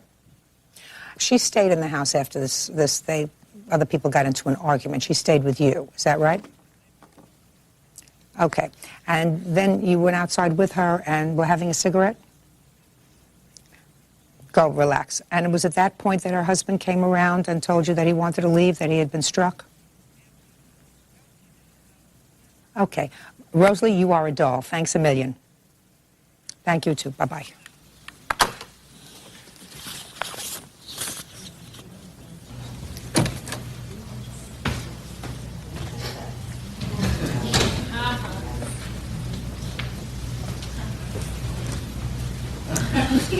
Liar, liar, pants on fire. You too. Not me. Oh, you too, because I Not just even. spoke to Rosalie. That's And good. Rosalie tells me the following story. The reason you had an argument with your wife, sir, is because you were acting like a fool around people who had children. And you were on a couple of rides and your pants had fallen down so that your behind was exposed. And your wife said to you, pick up, does that sound familiar to you? Mm-hmm. Your wife said to you, pick up your pants, you're not supposed to walk around in front of children with your butt exposed. And then you called her a name. That's when she left you in the parking lot so that you could cool off. There is no question that Rosalie said to me that Mrs. Schultz was in the house with her, helping to put the kids down to bed. They had put the children down to bed. They were both on the back porch having a cigarette because both of them smoke. And she said that's when her husband came in and said, I'm getting out of here because I'm not going back to prison for anybody. Right. And that is when they left and you rushed them, according to Rosalie. So, what were your dental bills, sir? Let me get it for you, Judge. You know, the only sober witness here was Hey, her. listen to me. You think I'm going to ask her any questions? All I had to No, 'cause find they were out all was drunk. whether he was telling me a lie, and if he was telling me a wasn't out lie, there during the and if he incident. was telling me a lie, then so were you. Obviously. Absolutely, because you brought him. Obviously. I didn't bring Absolutely. him. He's You not guys sitting called over there. him. Hey, we don't argue with me. Nobody argues with me. Sometimes I let Bird argue with me. Certainly not you. That's I okay. have- 1,400 and how much? 9603. Judgment for the plaintiff, that's all. Step out. Parties are excused. You may step out. He comes rushing me like this. That's it. Oh, I'm not the type to just get hit like that. I told him to stop pushing his wife around. But I have a record, and I was on parole at the time, and I would have went to prison And he turned his aggression toward me. if I would have assaulted him. And that's what happened. Don't hang out with drunken idiots. And now the next case. All parties in the matter of Butler versus Spear. Step forward. Pamela Butler is suing the father of her child, Stephen Pat Spear, for money owed on a Jeep that she sold him. Pat says the vehicle turned out to be a piece of junk. Where do you live, Miss Butler? Hartford, North Carolina. And where do you live, Mr. Spear? Virginia Beach, Virginia. Do you really love each other? No. No. Huh? No. No. Do you really have a need to see each other? Yes, I have his son. Not Same, just yeah. the son, but you really have a need to see each other? I ask you that question because this case, to me, is such nonsense that other than the fact that you really wanted to see each other, you would not have traveled from North Carolina and you from Virginia, other than the fact that you really have a burning desire to spend a little time together. We haven't seen each other since Well, we were here. maybe that's the reason. Because this is what this ridiculousness is about. Ridiculous to me, maybe not to you, but certainly to me. Judge Judy continues in a moment. Please try not to talk over me because, yes, you know, ma'am. I really control the audio here. I understand that. Do you understand that? Oh, yeah. So try not to talk over me. It's just irritating. His life story is both amazing and inspirational. From a childhood marked by poverty, violence, and abuse, he has shown the world these issues do not have to define who you are. As a successful broker, he has dedicated his life to helping those less fortunate. Join Global Maritimes as Chris Gardner brings his message of hope to the Black Business Summit.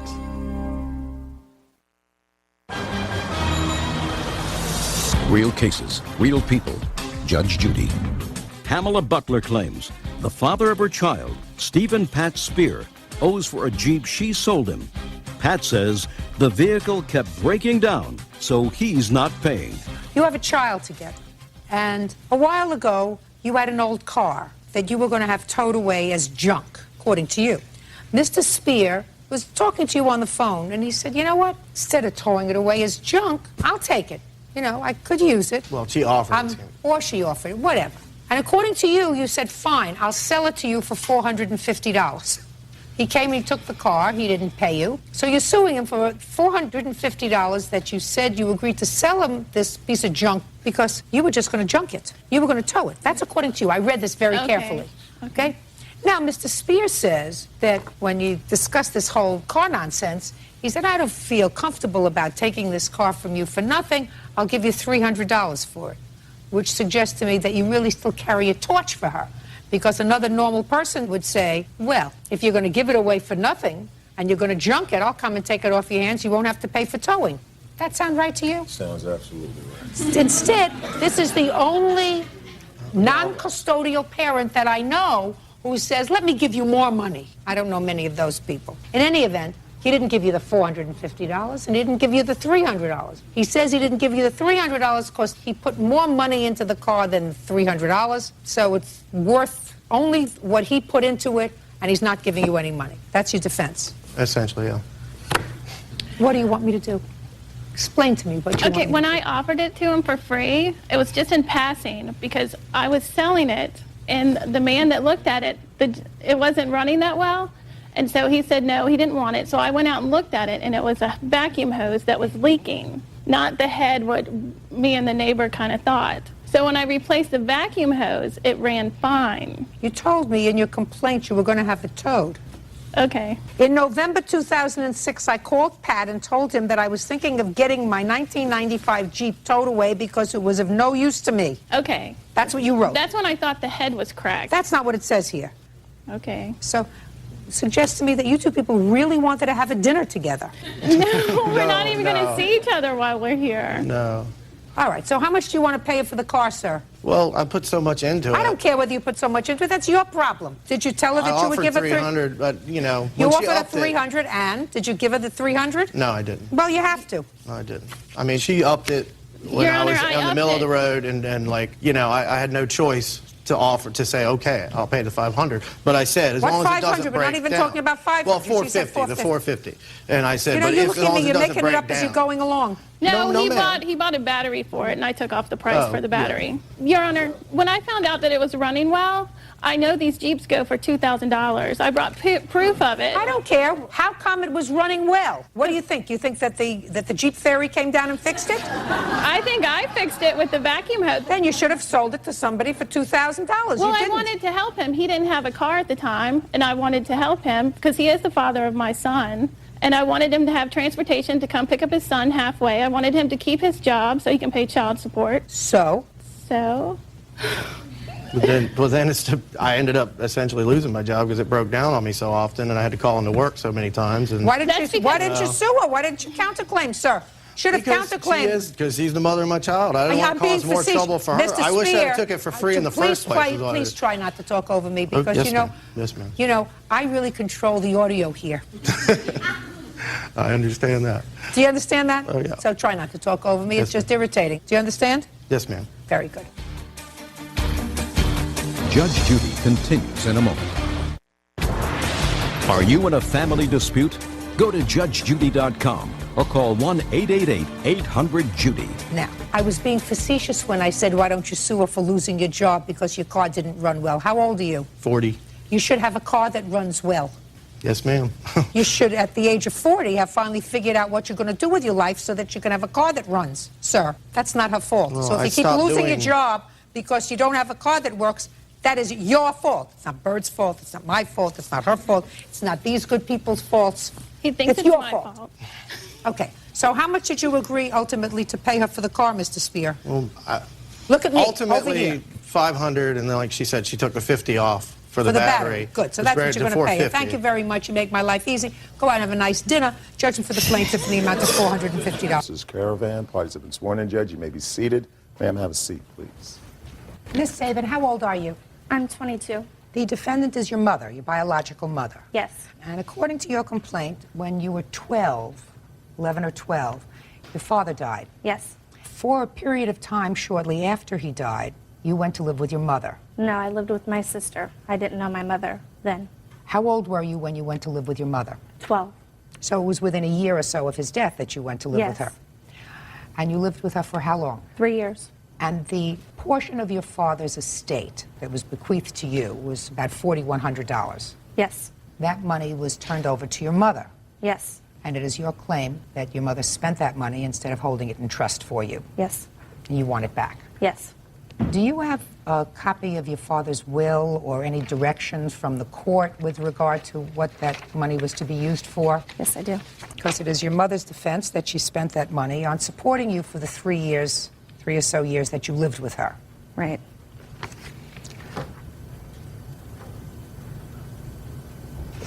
Now, in order for me to put this in chronological order, your father passed away, and for a period of time, short period of time, you lived with a sister. Yes. And then you went to live with your mother. How did that come about? I believe my sister contacted my mother. She left when I was 4, and I didn't see her again until I was 12. My 8th grade year, I went and moved in with her. But you didn't stay with her? No. Why? Couldn't stand her. I mean, in all honesty, I had a lot of hate and resentment towards her for leaving and not seeing her for 7 years. That was hard to get over. Yes, it was. Now, who did you go to live with after you left your mother? My stepmother. And you lived with her until you were how old? 17, and then I joined the Navy. Did you try to contact your mother when you turned 18 so that you could get this money? Deborah Caravan sent my stepmother a letter stating why she wasn't going to give me the money 3 weeks before my 18th birthday. May I see it, please?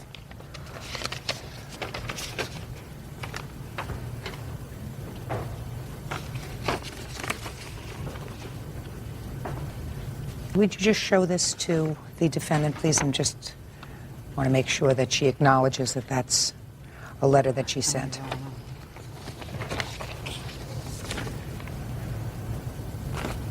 Okay. That is a letter that you sent. Is that right? Mm-hmm. Okay. And to date, you have received no money. Right, correct. Okay. Ms. Caravan, according to this letter that you sent, you indicate that as for her money, $20 a week at 52 weeks times 3 years, and I assume that $20 a week was for allowance. Mm-hmm. That equaled $3,120.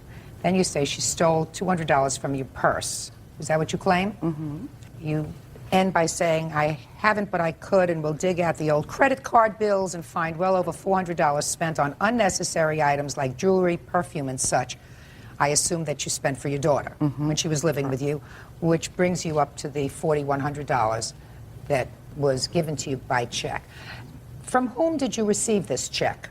It was from their attorney. They sold her father's house. I received the check, and I spent it. Yes, I did.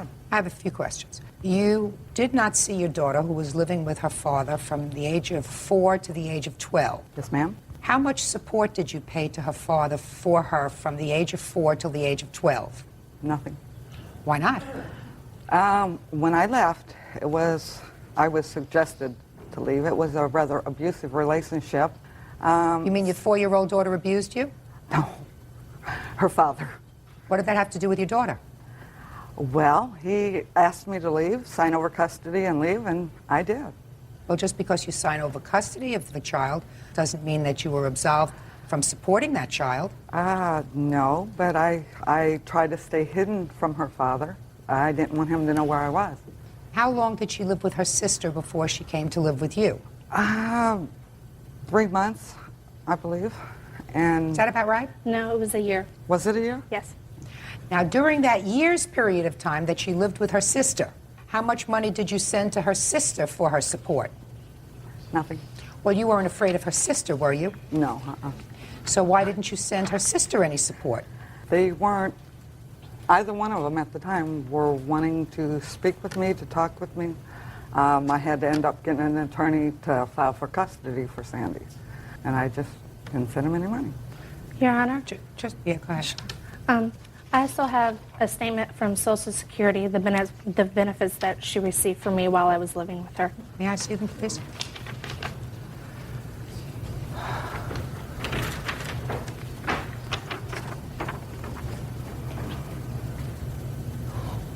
Were you paid Social Security benefits, death benefits, while your daughter was living with you? Mm-hmm.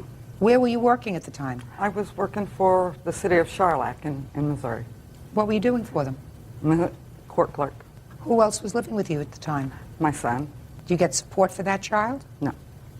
So it was your income and your daughter's survivor's benefits, plus her money.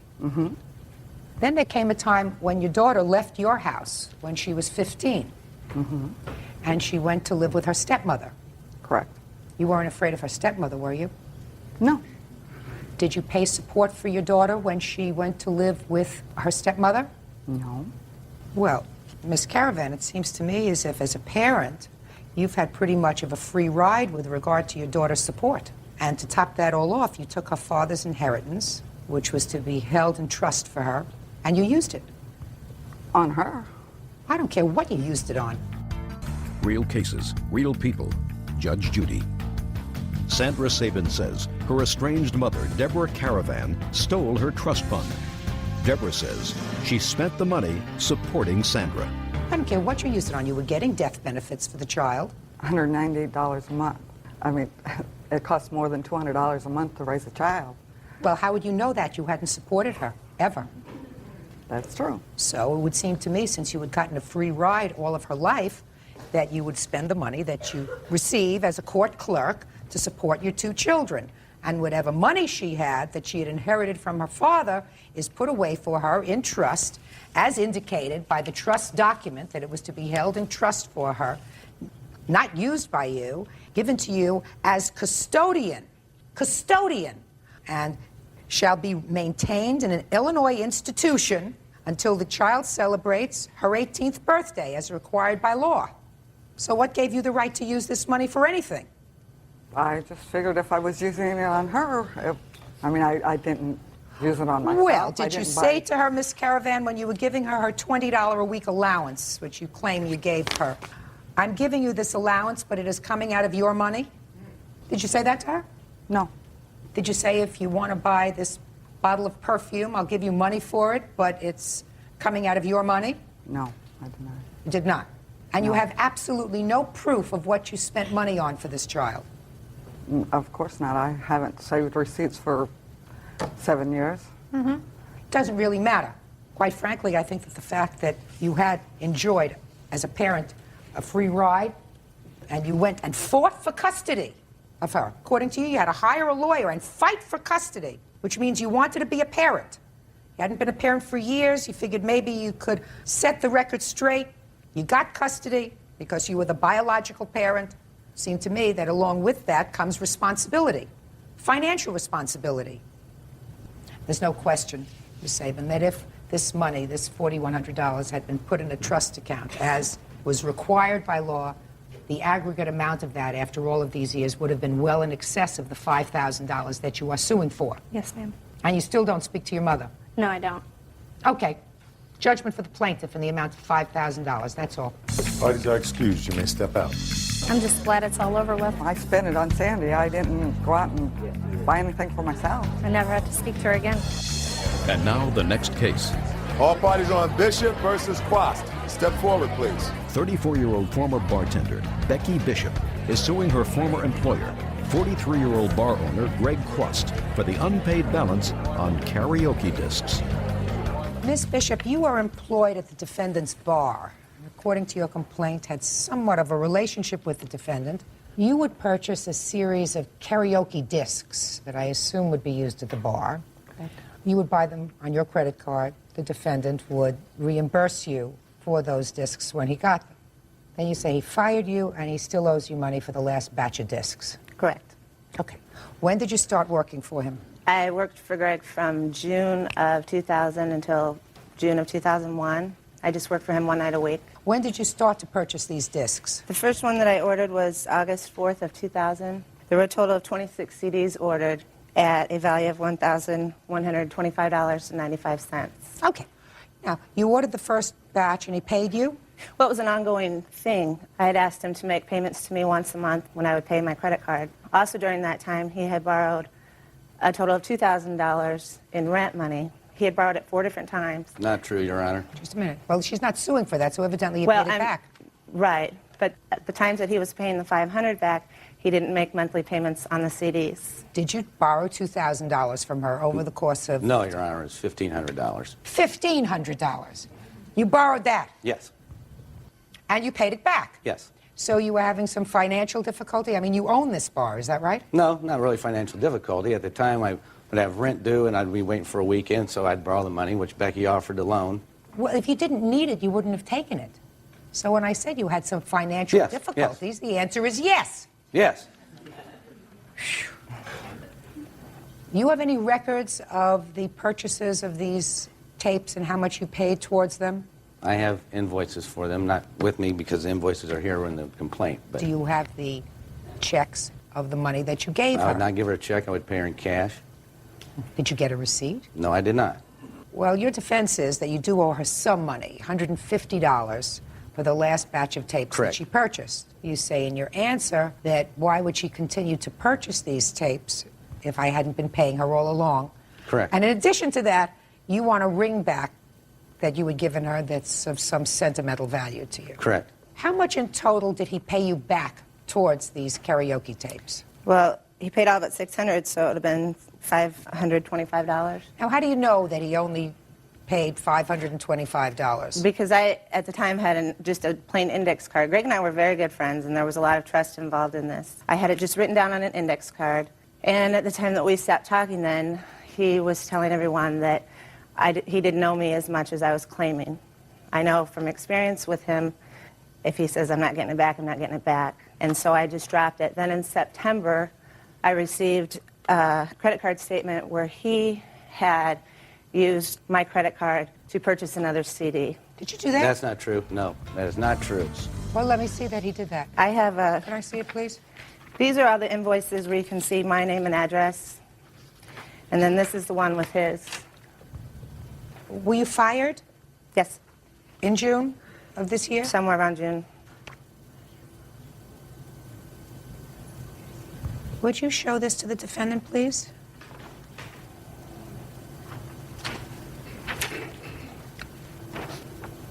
Yes, I have a copy of that, Your Honor. And what you're telling me is that you did not order that CD? No. I ordered that CD, but the situation behind it was she had ordered a CD that was a wrong number. I called this company that we ordered them from. They said the only way we can do this is we can send you the CD you want on her credit card, and when you send back the one that was wrong, we will recredit her credit card. That was the only way they would do that. Yeah, but you didn't get another credit on a credit card. No, I sent back the one that was sent.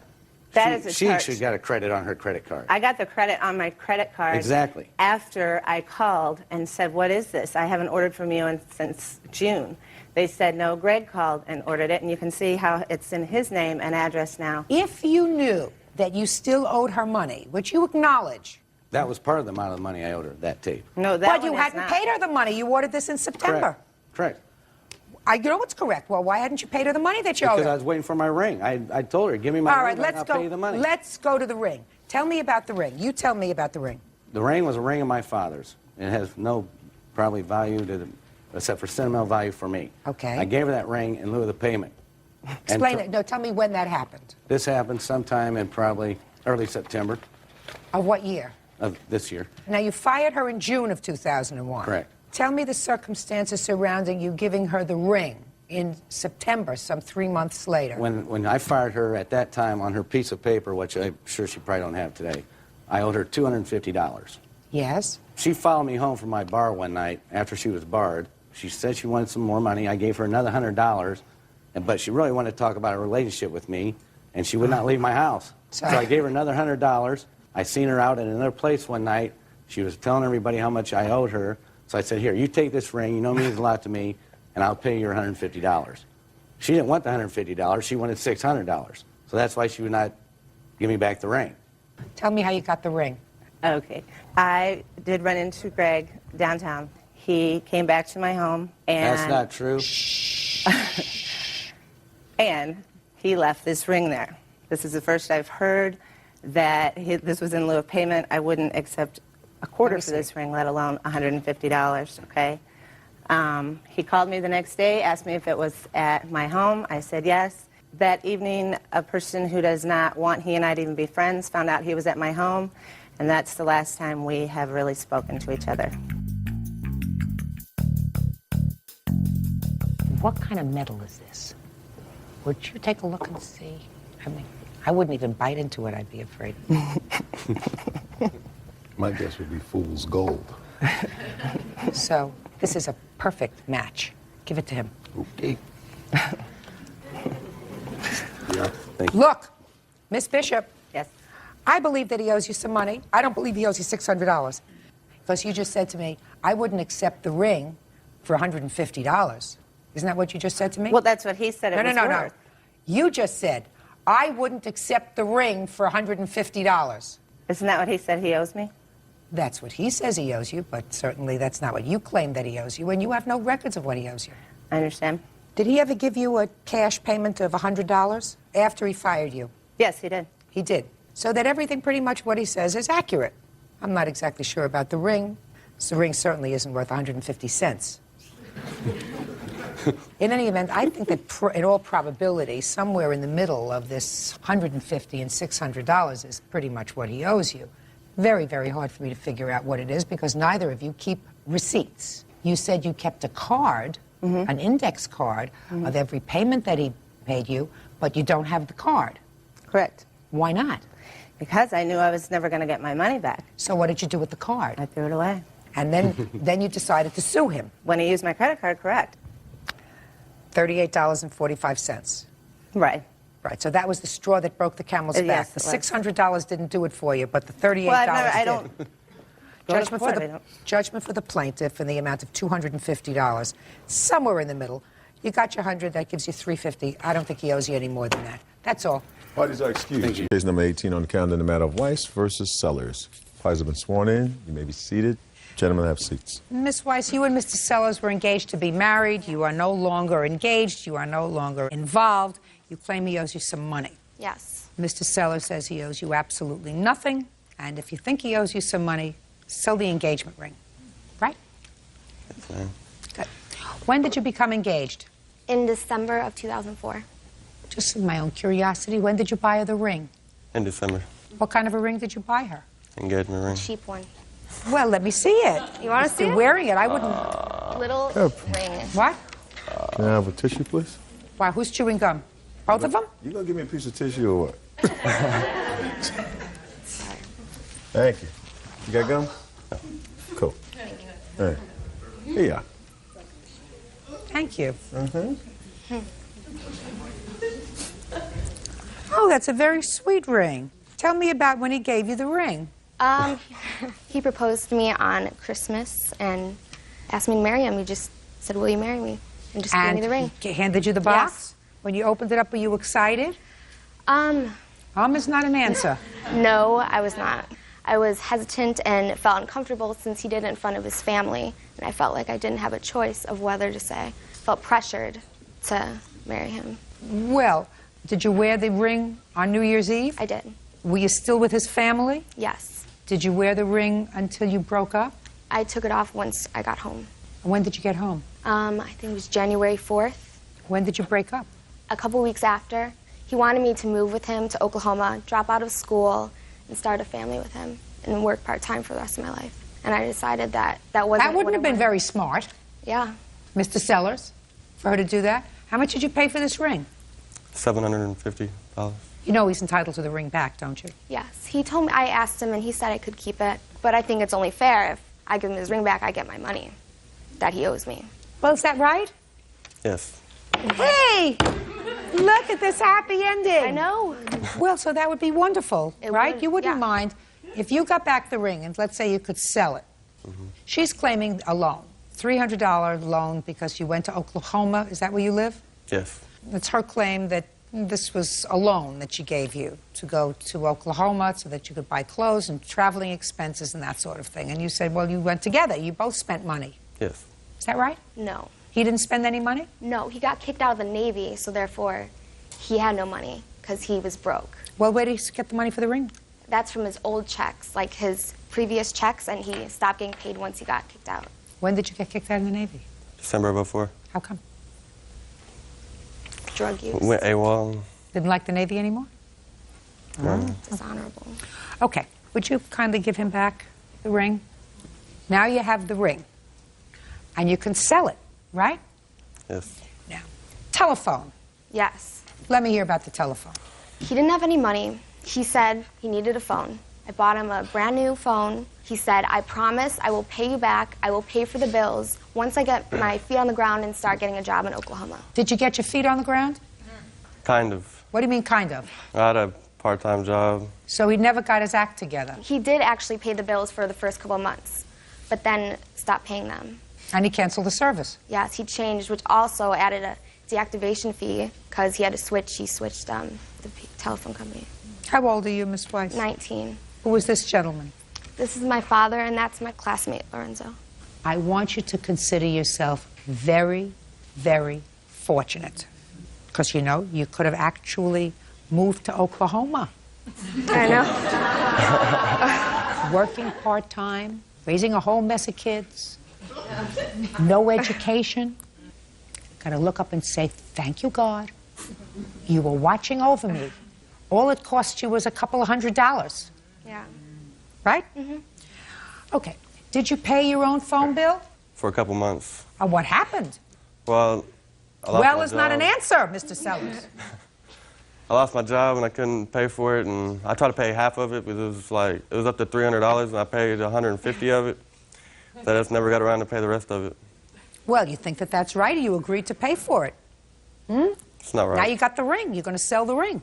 How much do you owe her for the phone bill that you didn't pay? I'm not really sure how much exactly. Well, she's going to tell me. $500. What? Over $500. Really? Let me Yes. see. I don't have the bills. I know. Listen to me, my dear. Yes. You filed a complaint in which you say that you loaned him $300 that he used for these travel necessities, which I'm discounting. Put Okay. your hand down, sir. You can't help her. She's Sorry, got Your into Honor. this mess by herself. She's got to get out of it by herself. Maybe she'll learn a good lesson if she gets out of it by herself. So, you have to get the bills. You don't have the bills. How am I supposed to know? He doesn't know what the phone bill is, and you don't know what the phone bill is. That's the first thing that you know. You come to court, and you're supposed to have evidence. If you don't have evidence, I can't help you. Now, you changed phone carriers. Yes. Do you know that there's a penalty for that? No, I did not know that. He knew. What was the fee for disconnecting the service? $175. Does that sound about right, Bert? Sounds about right to me. And I assume, again, you do not have any proof of that. What did you come here with other than your smile? I don't know. I don't understand. I really don't understand, Miss Weiss. You want to say something, sir? You're dying to say something, so stand up. I mean, you are the responsible person. You're the person who's been through life, who has certain life experiences. You know when you come to court, you come with... Evidence, Your Honor. So? We attempted to get a copy of the phone bill because of the other party lived in Oklahoma. The phone bill came to Oklahoma and never came to our house in San Diego. There was a $405 balance on the phone and a $175 cancellation fee that Verizon's coming after us for. And we feel that the other party should pay for the phone because he used it. I absolutely agree with you, But sir. we don't have evidence. It's the evidence. Now, how much do you believe you owe her on the telephone bill? I'm trying to be as fair to you, Miss Weiss, as I can. You're young, not too swift. How much do you think you owe, Mr. Sellers? All of it. How much? 600 and however much. She didn't say it was $600, Mr. Sellers. I mean, it's absolutely impossible for me to fly blind. You said the phone bill was $500. He said, I owe all of it $600. I mean, it's stupid. It just changed. Take the ring out of your pocket. Then you put it in the other pocket. Dig deeper. Bird, would you give her back the ring, please? Just changed my mind. Now, Miss Weiss, this is what you're going to do. He got taken when he spent $700 for that ring, but there's no question in my mind that you could probably sell it for $3. So sell the ring. I'm going to give you $250 in addition to the ring to help defray the cost of this phone bill. Do you understand? Yes. Is that fair, sir? Yes. Perfect. Goodbye. Thank you. Parties are excused. You may step out. He's broke? No education, no job. Basically, what was there good about it? We really don't talk to each other anymore. He's stupid. She agreed to it. It was her idea, too. Don't be nice and don't help out someone when they're not going to help you out. And now the next case. All parties in the matter of Whitmer versus Griffin. Step forward, please. 28-year-old hairdresser Lori Whitmer is suing her ex-boyfriend, ambulance builder DeJuan Griffin, for loans to pay his court fines and to reinstate his driver's license. Miss Whitmer, it is your claim that Mr. Griffin owes you some money for court-related matters. That is correct. Mr. Griffin says that everything that you ever gave him, they were gifts. Gifts. Gave him, and there were no loans. There was never any intention to repay you, nor an agreement to repay you. When did you meet him? December 2003 through some friends of mine at a party that we were having. And when did you make the first loan? Well, we were seeing each other up until September of 2004. We were still talking, you know, on an on-off basis, and then I got a call. So you were casually seeing each other? You never lived together? There was never any discussion of marriage? It was just a casual relationship? Yes. Okay. September 2004. I had gotten a call. He was locked up in jail. For what? For driving without a license. You were locked up for driving without a license, Mr. Griffin? Yes, ma'am. How long were you locked up? 5 months. Shh. Please. Mr. Griffin, that's impossible, sir. It's not impossible. That's why I was there. Well, why don't you tell me the story of how you got locked up for 5 months for driving without a license? Well, I had warrants for tickets that I hadn't paid. Ah, now we're getting somewhere. So you had outstanding warrants for what kinds of tickets? Driving without a license. How many? Please. I don't want to have to say it again. Don't make my job any more difficult. How many times were you stopped for driving without a license, Mr. Griffin? Maybe 3, 4. You don't learn? Yeah, I do learn. I have a driver's license now since I got out. Well, how old were you the first time you got stopped for driving without a license? 19. And why didn't you have a license? Because they were suspended. What was the reason your license was suspended? Because I had a speeding ticket that I didn't pay. All right. You see how we're going to get to this? You see how we're understanding each other now, Mr. Griffin? So you didn't spend 5 months in jail because you were stopped for driving with a suspended license, because they don't do that in this country. They do it, sir, if you get caught 5, 6, 7 times driving without a license, and you've got outstanding warrants for speeding tickets which you didn't pay, and outstanding warrants for the other driving while suspended that you didn't respond to, then eventually the criminal justice system has it up to here with you. And that's what happened, right? Right. Good. So you were an habitual person who flaunted the criminal justice system by not showing up, by not paying your fines, and by continuing to drive without a license. I wasn't habitual. Habitual means that you do it all the time, sir, and habitual is what you were. Judge Judy continues in a moment. Why didn't you ask the mother of your children for the money? Because she has my 2 sons. She needs whatever she already has. Well, who does she take care of? She was taking care of me. Why would she want to take care of you, Mr. Griffin? I don't know. I don't know either. Real cases, real people. Judge Judy. Lori Whitmer says ex-boyfriend DeJuan Griffin owes for loans to pay court fines after his 6th arrest for driving on a suspended license. Now, how much did you put up for him to get out of jail? $947. That was bail? No, he was in a work release base, so they were taking money out weekly towards those fines, and then this was towards like a one lump sum so that he can get his license back and to get out sooner. Okay, now I want you to think back when you went to court, because you were picked up on warrants periodically, is that right? I have been before. And you remember going before the judge? Yes. And you remember telling the judge that you were going to come back to court, you weren't going to warrant anymore, right? Yeah. And you remember telling the judge that you wouldn't drive anymore with a suspended license? Yes. How many times did you tell that to judges when they picked you up? Like I said, I've been there 3 or 4 times. So each time you told that to the judge that you were going to report to court, and that was a lie, because you didn't, because you had warrants, right? Right. And you said that you would not drive with a suspended license. Is that right? Yeah. And you continued to drive with a suspended license, right? Yep. So you lied to the judge. Yeah. And when you lied to the judge, Mr. Griffin, you had previously raised your right hand and sworn to tell the truth. Is that right? Right. But you didn't tell the truth, right? It wasn't intentional, but that's the way it worked You mean out. somebody drugged you and put you behind the wheel of a car, Mr. Griffin? No. You mean at the time that you made the statements to the court, you intended to keep your promise? Yes.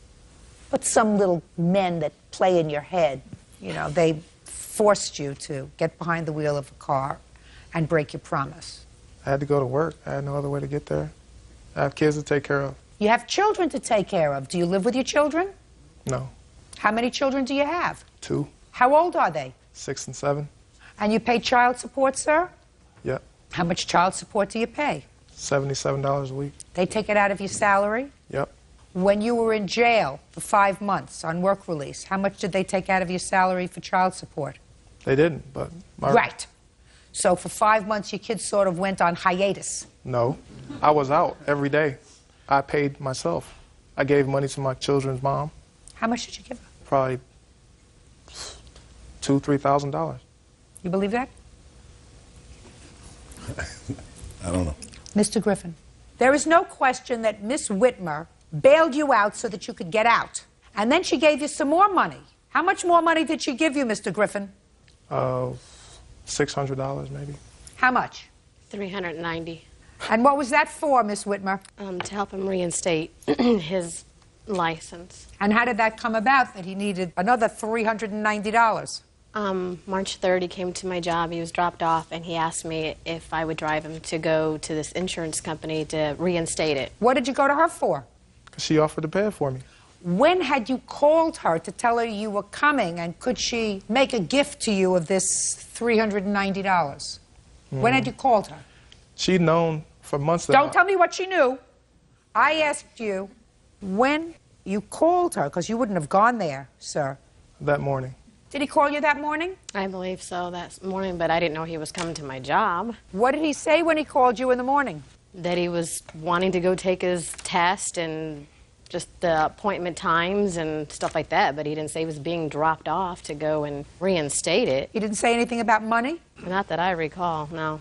When you got there, Mr. Griffin, to her job, she drove you to pay this money? Yeah, but to say that I just came there and out of the blue sprung up, I need some money when we're at the insurance company, that's not the way it happened. Well, tell me how it happened, Mr. Griffin. She knew I didn't have all the money. I called her and told her. What did you call her and tell her for? Because she was willing to help me pay it. No. Why did you call her and tell her? Because I needed more money. Why didn't you get another job? Why didn't I get another job?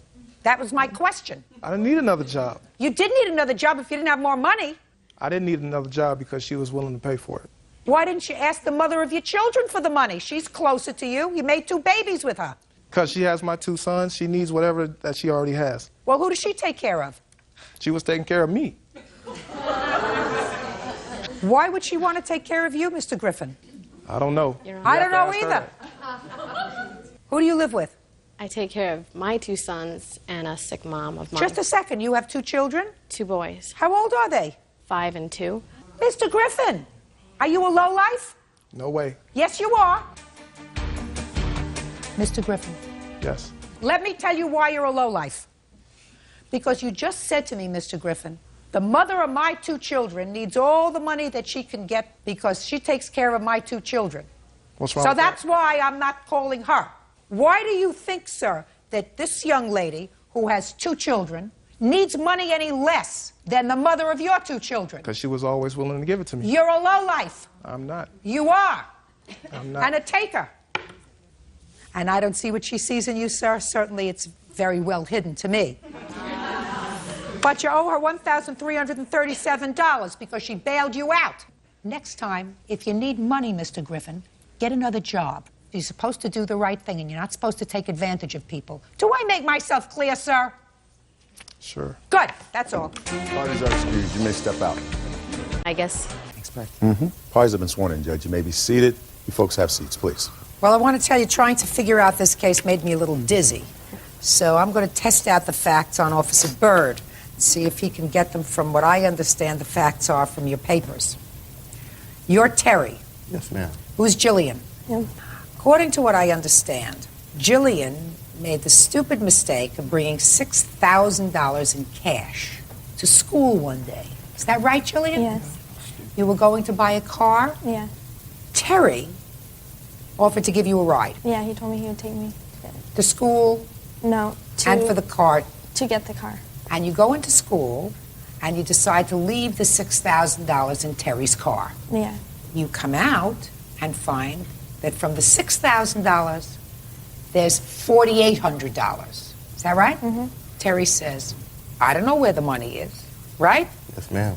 You go home, you tell your brother, and you probably tell your father and what happened. And you and your brother decide to go over to Terry's house to confront him about the money, right? Yes, ma'am. You claim that when they came over to your house to confront Terry about taking her money, that he, the brother, Christopher, took a bat and bashed in I didn't even your, bring a bash. Oh, sorry. and bashed in your car. It was my mother's car. I was the adult at the house at the time. Bashed in the family car. They say that when they got there, Terry and somebody else came out and started to bang on their car. They want damages that it is alleged that you did to their car and their house. Do we understand that now? I got everything you said. Oh, God. That took me a while to figure out. I'm glad I got the Reader's Digest version. Now I'm going to start with you.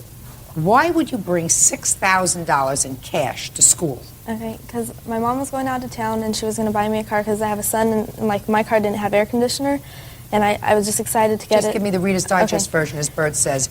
Okay, so I went to the bank and just brought the money to school because he said he'd take me, so I left it in there so that because like people In go where? through into Terry's car Where in the car? under his seat because I drive his car to get lunch every day, so I was taking his car, and so I just put it under the seat in there because at school people go through your stuff, and I didn't want it taken at school. So all right, now Terry, did she show you how much money was in the envelope?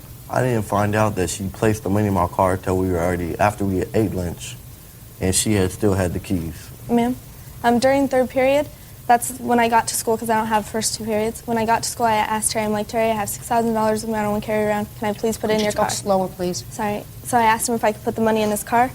He gave me the keys. During third period, I went and put it in his car, and then I had the keys again until lunch. So he knew I put it in there way before lunch. During third period, she was telling everybody, yeah, I'm going to go get my car today. I'm so happy. And she said, I'm looking for Dwayne, which is one of my friends and like her boyfriend. She said, I'm looking for Dwayne. I said, why are you looking for Dwayne? I need to hide my money in his car.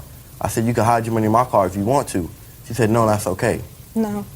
And about her saying I was going to take her to go get her car after school, I said that for a brief moment, and at the same time I said, oh wait, I have weight training after school, I can't do it. She was with Dwayne after school when she came to the weight room to ask us if she could look at my car, because Dwayne was taking her. Ma'am, they weren't having weight training for a couple weeks, and then that was the first day they started having weight training again. He didn't even know till after his weight training class, which was like right before lunch. So he didn't even know till after lunch that he couldn't take me. How many people did you take out for lunch? There was 2 people in there. I was in the car the whole time. It was under my seat.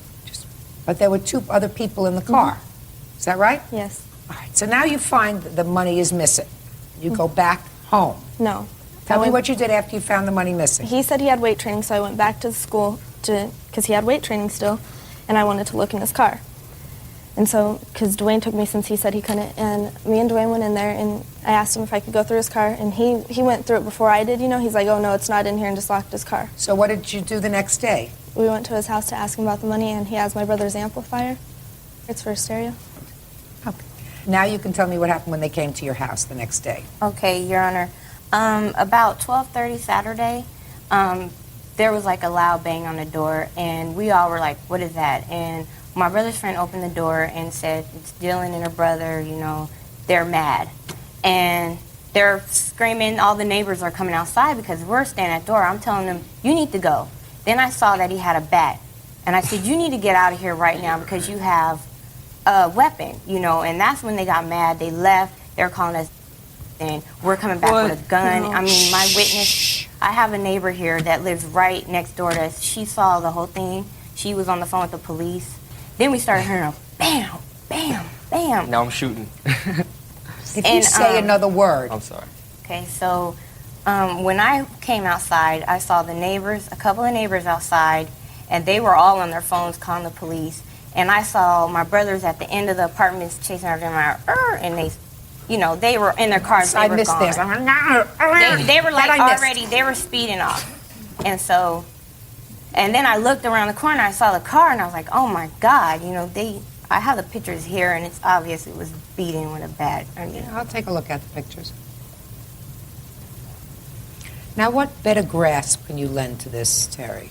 All right, my friend, I asked him to go get the door because we heard the beating at the door. He said, Terry, you need to come out there. I went out there, and Jillian was standing there with her brother. And the first thing he's, give us the money and give us the amp now. I'm like, so at that point I'm mad because first she's accusing me of stealing money. It's the second time I've heard it. First time it was just her mom talking to my sister. And we're mad. I'm like, get out of here. We ain't got your money, this and that. He said, yes, you do. Give us the money. And so he steps in my sister's face. So I get him out of my sister's face. I step in front of him. How did you do that? He was all in her face. My sister saw he had a bat. You guys need to get out of here. So I'm like, so he started getting in her face. That's when I stepped in front of her. And that's when he had a bat the whole time. I wasn't worried about it. I had my friends here. You guys need to How get did his hand get broken? Yeah, explain that one. Yeah, I will. So we were mad. Just but a sec. All right. Shut up. I know you're going to tell me that. All right. Go ahead.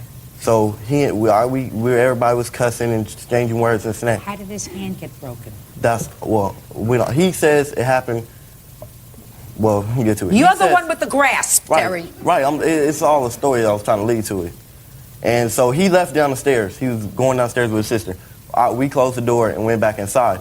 And they're like, Terry, put your shoes on. And then, quash, quash. We hear windows getting busted. So we all run out the house. He's running with his bat, running away to his truck. She's running to her car. And me, my best friend James, and my brother Randall are running after him. Randall, the only one that even got close to him, and it was after he was already in the truck speeding away. My brother had a broomstick, a plastic one, and he just swung at hit the back of the truck, hit the cab part, and then that was it. He sped away. We were all mad. We didn't find out. No idea. We didn't find out he said his hand was broken until the cop told us. If I was going to beat him up or something, he would have been real beat up. Now, I want to know how this happened to the car. It's my turn. Okay, we went up there. We asked for the amp and the money. They all come to the door. She's calling us white trash, all kinds of names. They come with a pool stick. They all Who's they? Him. He's the one that hit me.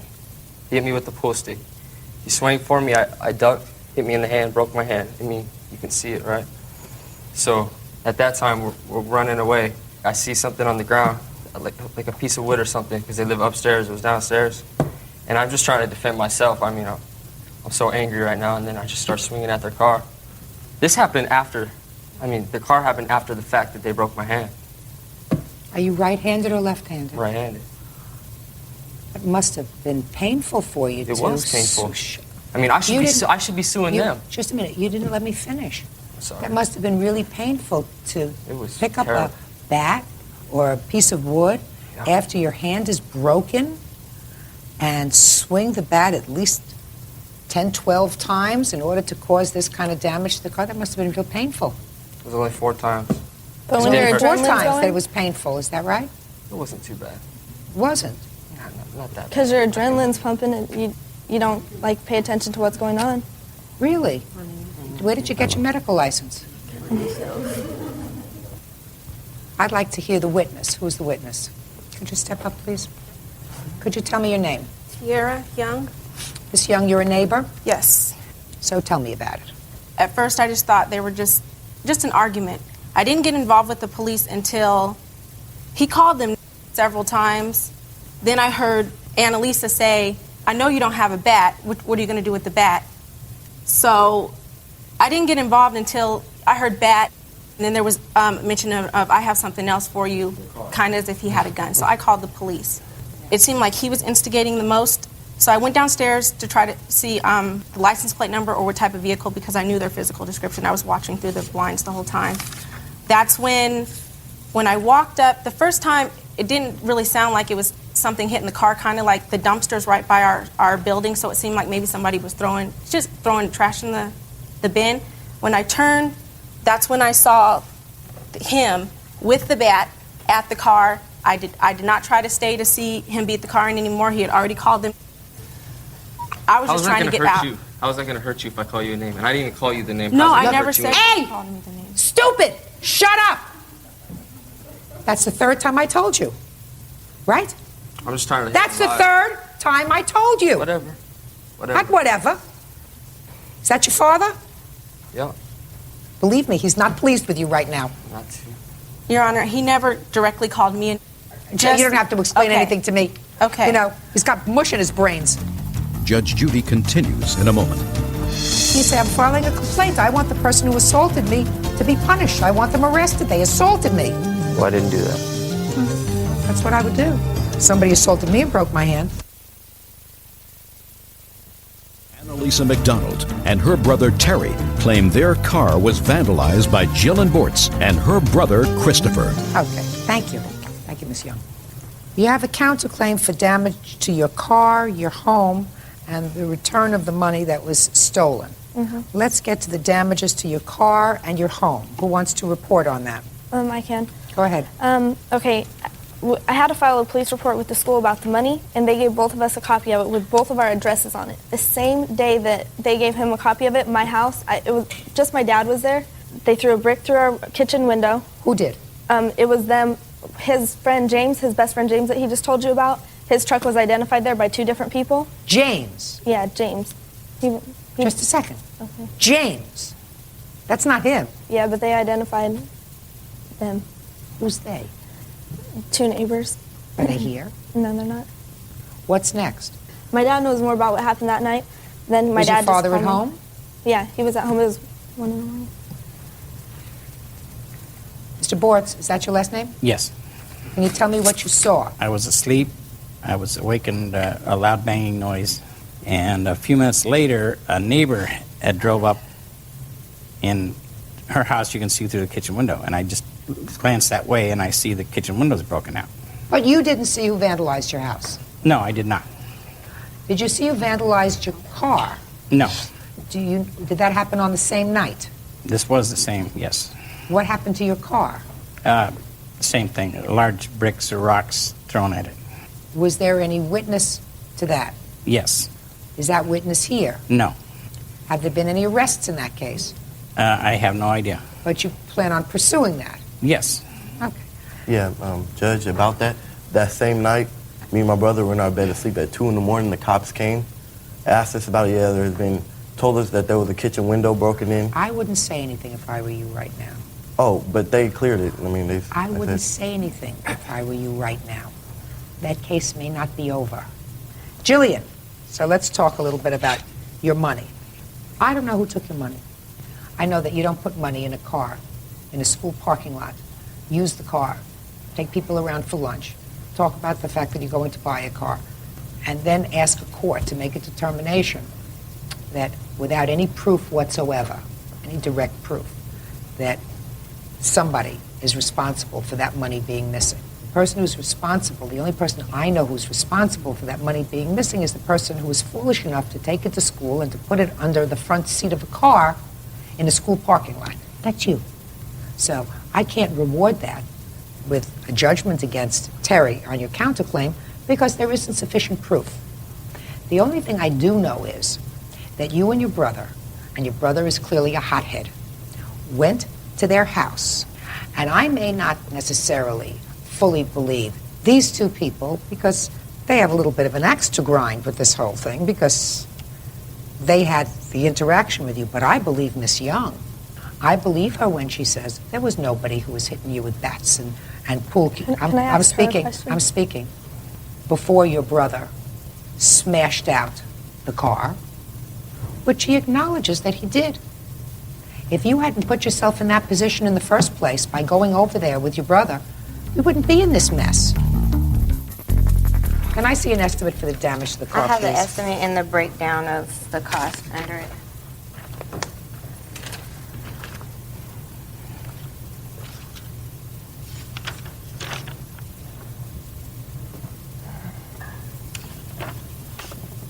Now, I assume that on your side, the person who assaulted you, if you claim that you were assaulted and you broke your hand, you were assaulted with a deadly instrument, I assume that you filed a police report and insisted on an arrest. Is that right? I did not. Why not? Because I was leaving the next day to go back home. Tell her how What difference does it make if you're assaulted? I tried to go in, I live in Hawaii. I tried to go down there to the police station. They said, just take care of it here. You have They to said take they care can't. of it They here. said they can't do anything down there because it's in Hawaii. It's a different. It's separated from Vegas. You go to the police and you I say, did I go was to. assaulted. That's what I just told you. I went to the I was police assaulted. station. I want to pursue the matter. You have a father. How old are you? 19. You have a father. You say, I'm filing a complaint. I want the person who assaulted me to be punished. I want them arrested. They assaulted me. Well, I didn't do that. Well, that's what I would do. Somebody assaulted me and broke my hand. In any event, I'm dismissing your counterclaim. You did absolutely the wrong thing by going over there. Mr. Bortz, I don't know who it was that caused the vandalism to your house. I assume that you have an open complaint and that the police will follow up on that complaint. It's not an old complaint. So I assume that if they find after interviewing witnesses that this young man had anything to do with vandalizing your house, you will pursue that complaint, as well as pursuing the complaint with regard to your son's assault. I mean, I would be more worried about it if my son's hand was broken than if my window was broken in my kitchen. Right? Of course.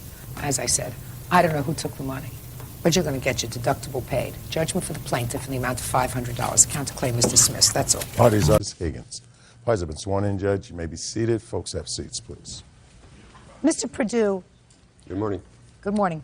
According to your complaint, sir, you gave the defendant rings pursuant to a relationship that the two of you were in. Yes. And she was living with you for a brief period of time, and you claimed that there was a promise that if the relationship did not turn out, she would give you the rings back. You claimed that the relationship did not work out, she left, and you don't have the rings. Yes, ma'am. The second part of your lawsuit is a claim for a small loan. I think it was $40-some-odd, in order to permit her to get a restraining order against a boyfriend of hers who was supposed to be an abusive boyfriend, Yes, ma'am. who she subsequently went back to. Yes, ma'am.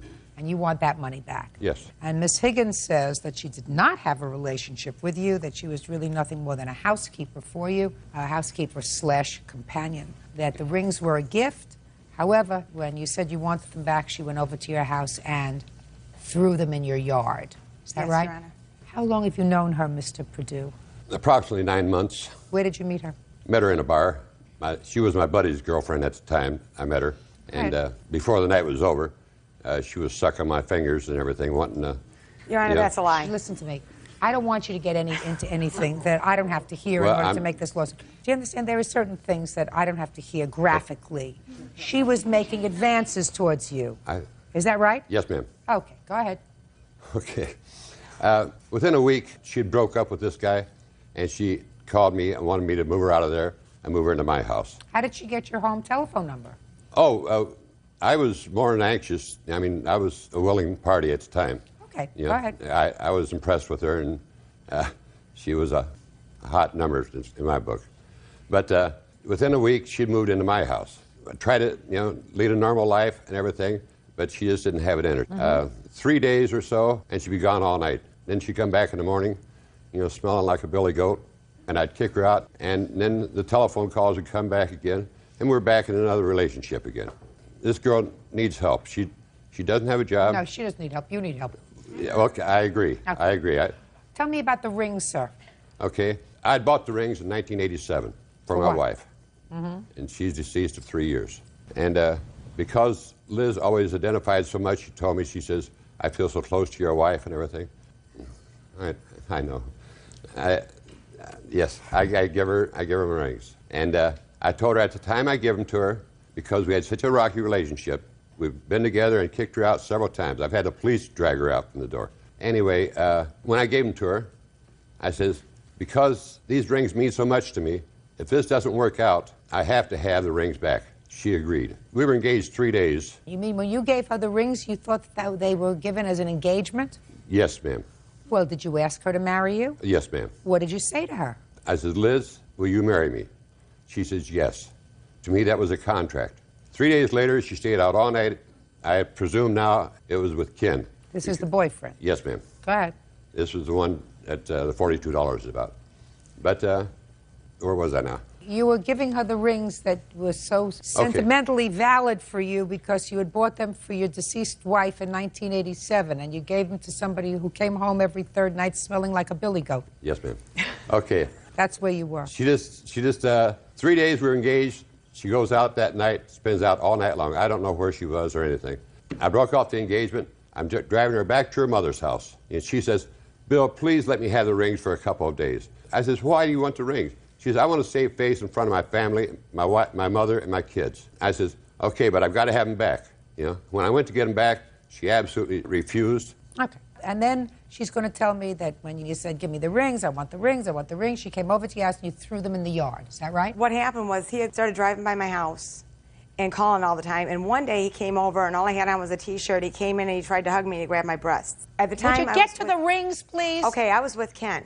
Okay. Good for you. Would you Ken get to told the me rings, flat out, please? This is what he said. He said, "I want you to prove that you're done with Bill Perdue officially." Okay. So we got in his van. He drove. We drove by, and I threw the rings in his yard and called to let him know that they were there. You're an idiot. All right. Strike you. Strike you. Now, let me go through this with you, Mr. Perdue. She told you at some point in between her going out in the evening that she had to get a restraining order against him. Is that right? Yes, ma'am. And what did you say to her? I went with her down to the town court. We did file a temporary restraining order. I gave her the money. She filed it. A month later, you go back and make it permanent in front of a judge. But the night before, we'd gone out for a couple of drinks, and she started to fight for no reason. I've got no idea why she's so mad, but she's starting to fight. So I says, "You know, you got to fight." I said, "I don't care." But she said, "Okay, I'm going to court tomorrow by myself." Your Honor, there was no argument. I found out that she went to court. As soon as Ken walked in, they went outside for a long time. She came back in and dropped charges on that very Fine, day. that still doesn't make this a loan, sir. Mr. Perdue. $42.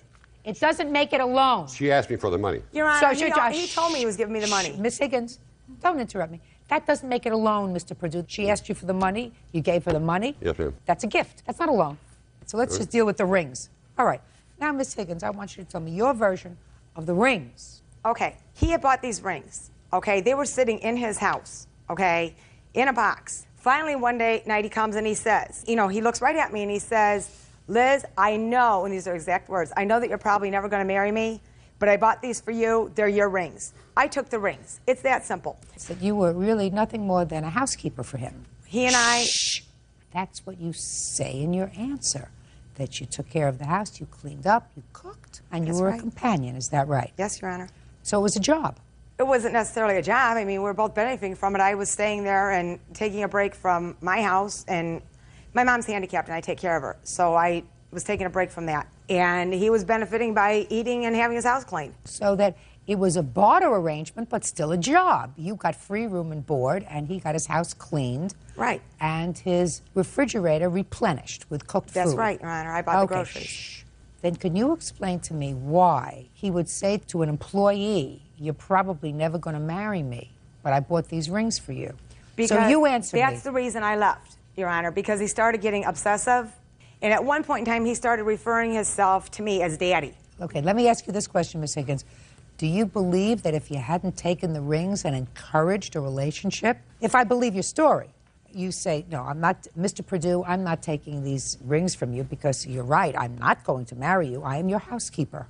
Do you think that he would have become obsessive? He was already, before we had lived together prior to this, he had already become obsessive. See, I stayed with him for a while before. When he was telling you that he met me through a boyfriend I had at the time, yes. Okay? And I would invite him over at that time to cook meals for him, okay? Because I knew his wife had just died. I had heard all kinds of different things about him. Okay. So anyway, back then, he asked me to come and stay, okay? And he was missing home-cooked meals, and at the time, that's all he wanted, okay? And I was staying with him. Then he began wanting more, and he wanted sex and different things, and I moved out at that time, too. Now, this time he promised me it would be what different. prompted you, if he wanted all of these things, what prompted you to move back there? Because we had been friends without me living there. We had just remained friends. Is there any reason, Miss Higgins, why when Genius over here told you that he wanted to know that you were finished with Mr. Perdue once and for all, and according to you, you drove by the house and threw the rings in the yard, You couldn't do the civilized thing, which would have been to put the rings in a box, take it to the post office, and mail it to him? Your Honor, at that time I was very angry because the reason this conversation between Ken and I even started in the first place. In fact, can I call him up here, Your Honor, for this? Oh, I would love to hear from him. I can. But anyway, the thing is that I was angry because he was driving by the house and we were getting phone calls, and my kids had told me. Why didn't you just give him back the rings? Because my kids had told me. Why didn't you he was just give him? obsessed. I didn't want to see him. Why didn't you just give him back the rings? He was obsessed with me, and I didn't want to see him. You don't have to see him. Mail him back the rings.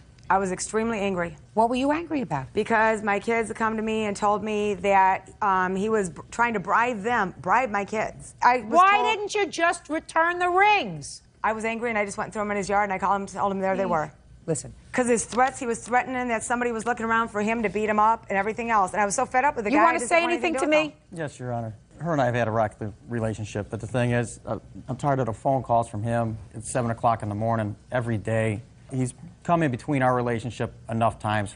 He was a nice guy when I met him, but he got worse and worse, and it just conflict between him and I. He would kind of come by the house in the middle of the night. You don't think that she's partially responsible for that? I think they're both responsible for some things. Fine, right. The fact that you are not sleeping with him, sir, doesn't mean that he's more responsible than she is. She took advantage Your Honor, of him. I wasn't sleeping with him. I didn't say you sleeping with him, madam. I said the fact that he's not sleeping with him. Oh, okay. You see, the reason he's angry with him is because why should he be angry with you? The two of you share a bed together. He says you're equally responsible. The two of you are equally responsible. Well, the reason he's mad at him instead of you is because he sleeps with you, and he doesn't sleep with him. Now, do you understand that? That may be confusing to you. Not you, No, but I him. understand. Now, you understand. All right? So, they're equally responsible, but not really. She's more responsible. You want me to tell you why? Is your name Ken? Yes, ma'am. Ken. Judge. There's no fool like an old fool. He's an old fool. Do you understand? Yes, I do. Got a younger woman, makes him feel younger, makes him feel stronger, gets a little obsessive. She encourages him a little bit. She encourages him a lot because she's got to get away from one boyfriend, she moves in with him. She's got to get away from you because things aren't good, she moves in with him. She moves in with him, then she takes off and goes with you. She gets a restraining... Your Honor, that's not what I Quiet! She gets a restraining order, preliminary restraining order against you. She's saying, poor me, I'm a poor victim, everybody's abusing me. And she said a lot of things about you in order to get a restraining order, sir. Is that a fair statement? Yes, it is. What did she say about you in the restraining order? Did she say that you were abusive? Yes. Did she say that you were threatening? Yes. Did she say that she was afraid of you? Yes. Was all that true? Parts. Parts, but parts not? Parts not. Were you abusive? At times. Really? Were you physically abusive? There was some pushing every once in a while. Every once in a while. He never pushed her. That's not what I was told either. No, just a minute. A little obsessive, maybe.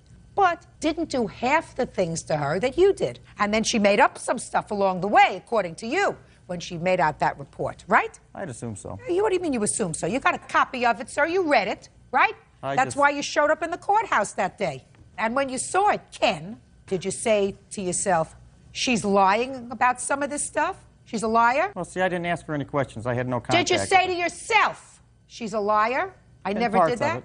On some of the stuff you did, right? So here we have two people on one side, and you now tell me that she's a liar. I don't say fully A liar! Oh, If you any lie, way if you'd you like to put it, Your swear Honor. to an application for a protective order under penalties of perjury, and you lie, that makes you a liar. Yes. Right. Judge Judy continues in a moment. And later today, She threatened my mother. She threatened all of my friends. She threatened to put antifreeze in my dog's food bowl. You have to stop. I have. Do you understand? Yes, ma'am. You have to stop. real cases, real people. Judge Judy. Bill Perdue says ex-fiancée Elizabeth Higgins owes for the cost of 2 heirloom rings. Elizabeth says she threw the rings into his front yard. Listen to me.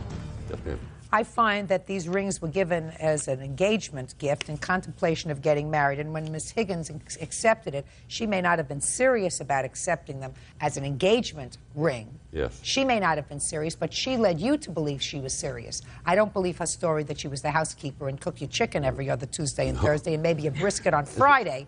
I don't believe that. No. And if she wanted to return them, then she does the reasonable thing. If she, in fact, returned them at all by throwing them in your yard, she puts them in the mail and returns them. So I don't believe she returned them at all. Judgment for the plaintiff in the amount of $2,850. Goodbye. Parties are excused. You may step out. I'm very glad she's got a new outfit. She looks like a kind of little Catholic girl. We were just true friends, and I truly believe that. I believed he was a good friend to me, but obviously I was wrong. I think I'll probably start going to church now instead of hanging in the bars picking up women. And now the next case. All parties in the matter of Leonard versus Norris. Step forward, please. 23-year-old bartender Amanda Leonard is suing her boyfriend's estranged wife, 22-year-old market research analyst Jennifer Norris, for harassment. Miss Leonard, you are in the process of dating the defendant's present husband, soon to be her ex-husband, and it is your claim that the defendant has been harassing you. 30 seconds or less. Tell me how she's harassing you. Yes, ma'am. It started a long time ago. After they broke up, she cheated on her husband and moved to Reno before we ever started dating.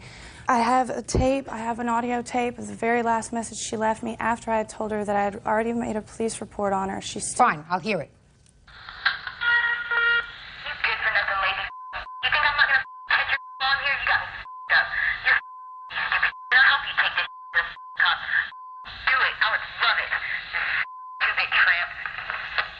Why did you say such nasty things to her, Miss Norris? And that's I know I made these harassing calls, and I know it was wrong.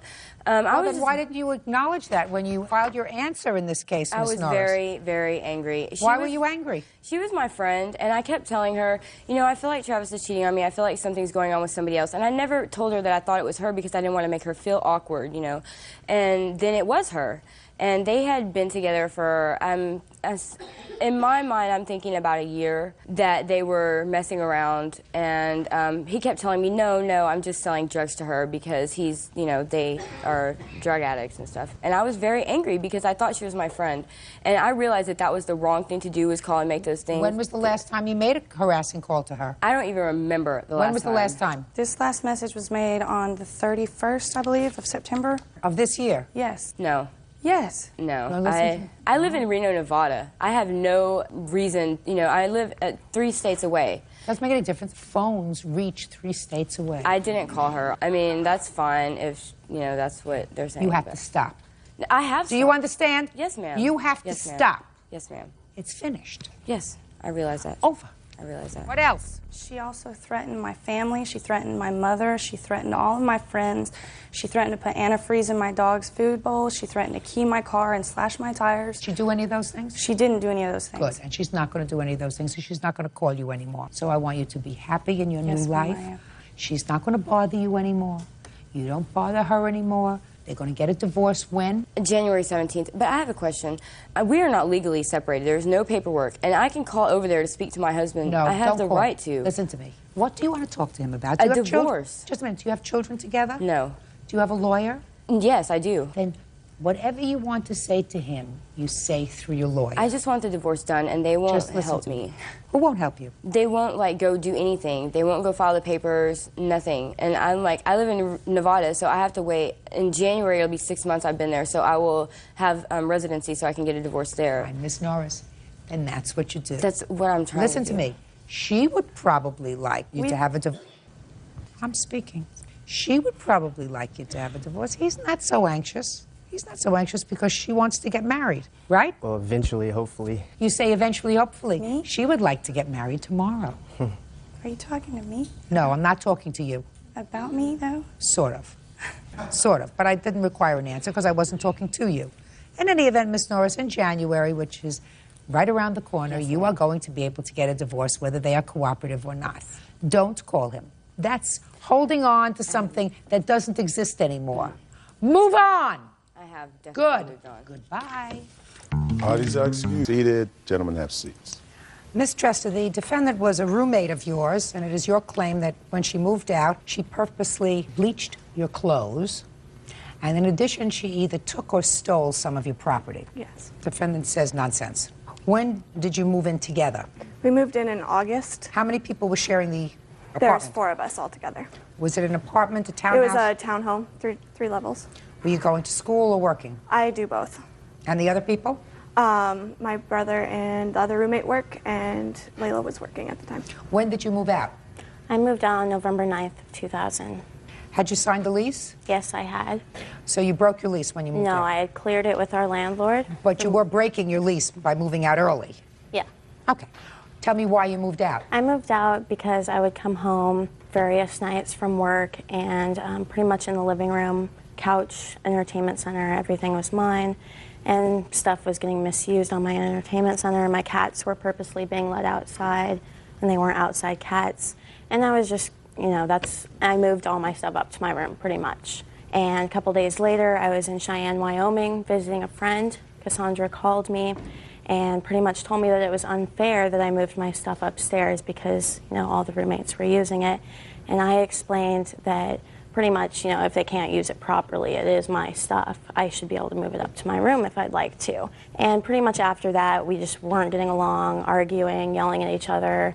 And I had previously been in a car accident. I didn't need any extra stress, so I figured it was better for both of us just to end the situation and for me to move out and move on. Now, Ms. Dresser, it is your claim that the defendant damaged some of your property, and that was on the 9th of November? Yes. Well, tell me about it.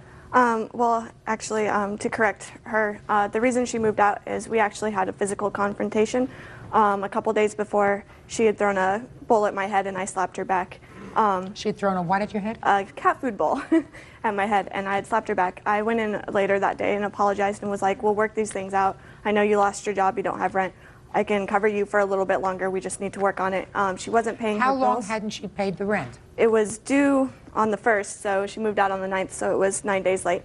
And the main thing was that our bills she had written checks to bounced, and she was unwilling to take care of them. That was the problem, and she was like, I'm too busy to take care of it, so I was like, well, you need to take care of it or get out. At that point, we were okay. I came home. I felt that her moving her stuff out of the front room was vindictive because she was doing it because she was upset at me. And I told her, if this is the way it's going to continue to be, maybe it'll be better if you get out. I would rather have you out. She said that I was overreacting. We needed to talk about it. So I was like, we'll talk about it when I get home from work the next day. She called me at work from that day, that was on the 7th, and told me that she was moving out. I went home that night to monitor things getting moved around because, of course, things always get taken when people move out. And her mom and her were egging me on to fight, saying that I wasn't tough enough. So I went up into my room and stayed until I had heard that they'd left. When I left, I came downstairs to grab all my stuff because while I was up in my room, I heard her and her mom constantly going, is this Cassie's stuff? If it is, I don't care, break it. It's not mine.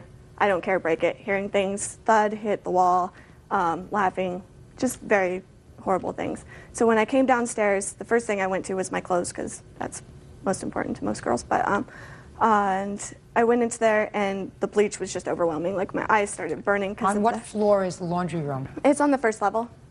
The 2 bedrooms are upstairs, so I came downstairs and I could smell bleach as soon as I got to the bottom of the stairs and went in there. And lo and behold, all of my clothes have bleach on them. And the bleach bottle was standing up and had the cap on it. So I called the police and made a report, and that's this for you. What other items do you say that the defendant has of yours? Clothes, books. She had also borrowed a bunch of things from me because I always was open to letting her borrow whatever she wanted as long as she returned it. And I'd asked for her to give that stuff back before she moved out. And she said that she would and never did. She moved out, and about 2 weeks after she was completely out of the house, I came home and there were multiple things missing, including almost half of my wardrobe. I had barely anything left. And of course, I live with 2 boys, so they're not borrowing it. And she still had the keys at that time that she was unwilling to give because she stated that she was still on the lease until I got a new person on the lease and she was entitled to come over. I'll hear you. Thank you. Actually, the night we were moving out, about a couple days before, about me throwing a cat bowl. I don't care about cat bowl. I care about her bleached clothing. Yeah, the night we were moving out, I had quite a few friends over helping me pack and my own mother. And my mom had gone in the bathroom saying, you know, is any of this stuff yours, Layla? And I said, the bleach is mine, but there's not enough to even worry about taking. There's probably like an inch left in the bottle, so I wasn't even going to worry about it. And I also, if you would like to look at it, my mom was supposed to be my witness today because in the police report you can see that Cassie actually said my mother bleached her clothes. I don't care if it was her mother or if it was you or one of the friends that you brought over. Okay. Madam, you're responsible. Okay. I mean, that's easy. Nobody bleaches their own clothes. Can I make another point, please? Just a second. Nobody bleaches their own clothes. And if you just said to me, I was there with my mother and some other of my friends who came to help me move, it's clear to me that she did not bleach her own clothes. So either you bleached her clothes. I can't imagine your mother being immature enough to bleach her clothes, but maybe one of your friends. Maybe your mother, when she got annoyed and she said, is this bleach yours? And you said, yes, but it's not worth taking because there's only an inch left in it. And she said, fine. And poured it out. Something like that, but you're responsible for her clothes. Next. Real cases, real people. Judge Judy. Cassandra Trester says ex-roommate Layla Richardson owes for bleaching her clothes. Cassandra also claims that while moving out, Layla stole her belongings. You have any of her clothing? No, I don't. I'm going to say it again. Do you have any of her clothing? No, I don't, ma'am. And can I just say one more thing about Sure. when I was moving out? We were moving out, and I got my stuff in trucks to go to the storage unit to put in there, and it was about 8:30, and we were walking right past that bathroom. I didn't smell any bleach. I am really unaware of what happened, honestly. If you can look at the police report, that would be great. Why would you think she would bleach her own clothes? I really don't know, but... Now, what's the value of the clothing that was bleached and destroyed? Sorry, I don't have it all added. I have it all added in between. Okay, let me have it. Turtleneck, which was $80. Trans 9 pants, $80 as well. Long sleeve blue shirt, just $20. Pair of jeans, $50. Black short sleeve shirt worth $20. Blue Chinese riding shirt, which is $30. A black sweater, which is $30, and pajama bottoms worth $10. $320. Now, you have no direct proof that she stole anything from your house. Actually, I do. I'd like to hear the proof. Jeremy called me and was like, Layla just came over. Jeremy. What's your last name? Skog. Okay. How do you know these people? At the time, I was Layla's best friend and also a very good friend of Cassie's. Okay. I was there with Layla helping her move her things out. What Cassie said about Layla taking different articles of her clothing, or I'm sorry, different things out of the kitchen and stuff, is this Cassie's, okay, then break it. That is correct. That happened several times throughout the night. I went into the bathroom to go to the bathroom, and I recall there being a strong odor of cat litter, and I actually mentioned something about that. After I left the bathroom, only 2 people went into the bathroom before Cassie found the bleach, which was Layla and her mother. Later that night, after everything had happened, right after the police officer had called me, Layla called me and said, please don't say that my mom and I did it. I swear I had nothing to do with it. Please don't say that my mom and I did it. I told her I'd already talked to the police officer and that I said I wasn't positive that she had done it, but that I had told the police officer that the only 2 people in the bathroom were Layla and her mother. A couple days later, she called me and said, I want you to see how cute I look today. Can I come over? I said, absolutely. She came over and she was wearing the purple floral skirt of Cassie's that she had lost and the gray New York sweater. And yeah, just a second. Yes? I'm sorry, I obviously didn't steal any of her clothes. Well, let's talk about that particular outfit. He's not lying. He's telling me the truth. Okay. Well, He's telling me the truth. That's what he saw you wearing. Okay, well, actually, I don't have a pink floral skirt or anything. You don't have one that belongs to you. Correct. No, I don't wear skirts, ma'am. Listen to me. I don't have Listen to me. her clothes. He's not lying to me. How do I know that? I don't share my secrets, but I know that he's not lying to me. And then I believe almost every day that week, she had come over wearing something that I recognized as Cassie's. The gray New York sweatshirt that she was wearing, or the sweater vest that she was wearing at the time, actually was one of the reasons that these 2 were fighting, was because Cassie, it was her favorite sweater, and she'd asked for it back several times, and Layla refused. Every time we went to Layla's house that she was wearing it, she would take it off before we even went into the house so that Cassie didn't see it. Layla has her lip and her eyebrow pierced. She had Cassie's horseshoe barbell in her lip and a barbell in her eyebrow as well, which belonged to Cassandra as well. I've seen her in the clothes several times. High marks for having places to put those. Actually, I don't have that many places. They're extra for my belly button. She used them for her eyebrow ring. I'll hear you witness. You have a witness? Yes, Is that why you his brought name this is person? Steven Snow. He was there the same night also. Okay, Steve, I've already decided that she or her mother bleached the clothes. So I want you to pass over the bleaching. I don't want you to waste your time with nonsense about the bleaching. She or her mother bleached the clothes. What do you know about any other clothes that are in Miss Richardson's possession that don't belong to her? Do you know anything about that? I do not. Good, then you may be seated. Miss Richardson. Yes. If you're going to lie, lie big. You don't lie over $500, which is what the plaintiff is suing for. She's suing for $500 for her clothes. The bleached clothes alone come to $320. I would give her the $500 just because you were nasty. But I found that you do, in fact, have other of her property that you decided for some reason to appropriate for your own use. I would suggest you better grow up. Judgment for the plaintiff in the amount of $500. That's all. Thank you. Parties are excused. You may step out. Stuff was being thrown around, but nothing was broken. I was in the same bathroom, didn't smell any smell. The judge knew who was telling the truth. He's only there for 10 minutes. I'm sure he knew a lot. Maybe she's vindictive. I don't know. I think the truth came out, and I'm glad that it happened. And now the next case. All parties in the matter of Tao versus Perry. Step forward, please. 27-year-old claims adjuster Daisy Tao is suing ex-boyfriend, 33-year-old graphic artist Adam Perry, for an unpaid loan. Adam says the money in question was to pay Daisy's bills. Ms. Tower, the defendant is a former boyfriend of yours. I gather that you lived together for a brief period of time. You claim 2 loans to the defendant totaling $2,500. Relationship is over. You want your money. Yes, that's correct, ma'am. I did not live with him, though. That's not correct. You did not? No, I never lived with him. Okay. When, I'll get you in a second. When was the first loan? On February 9th, 2001. What was it for? He's told me that he was behind in rent, car payments, that he didn't have any money, and so I helped him out. I gave him a loan of $1,500 that we agreed upon that he would pay me back when he got his taxes. And in March, he told me that he was still short and behind on his mortgages. Could you put your hand down? And so then I had to loan him another $1,000.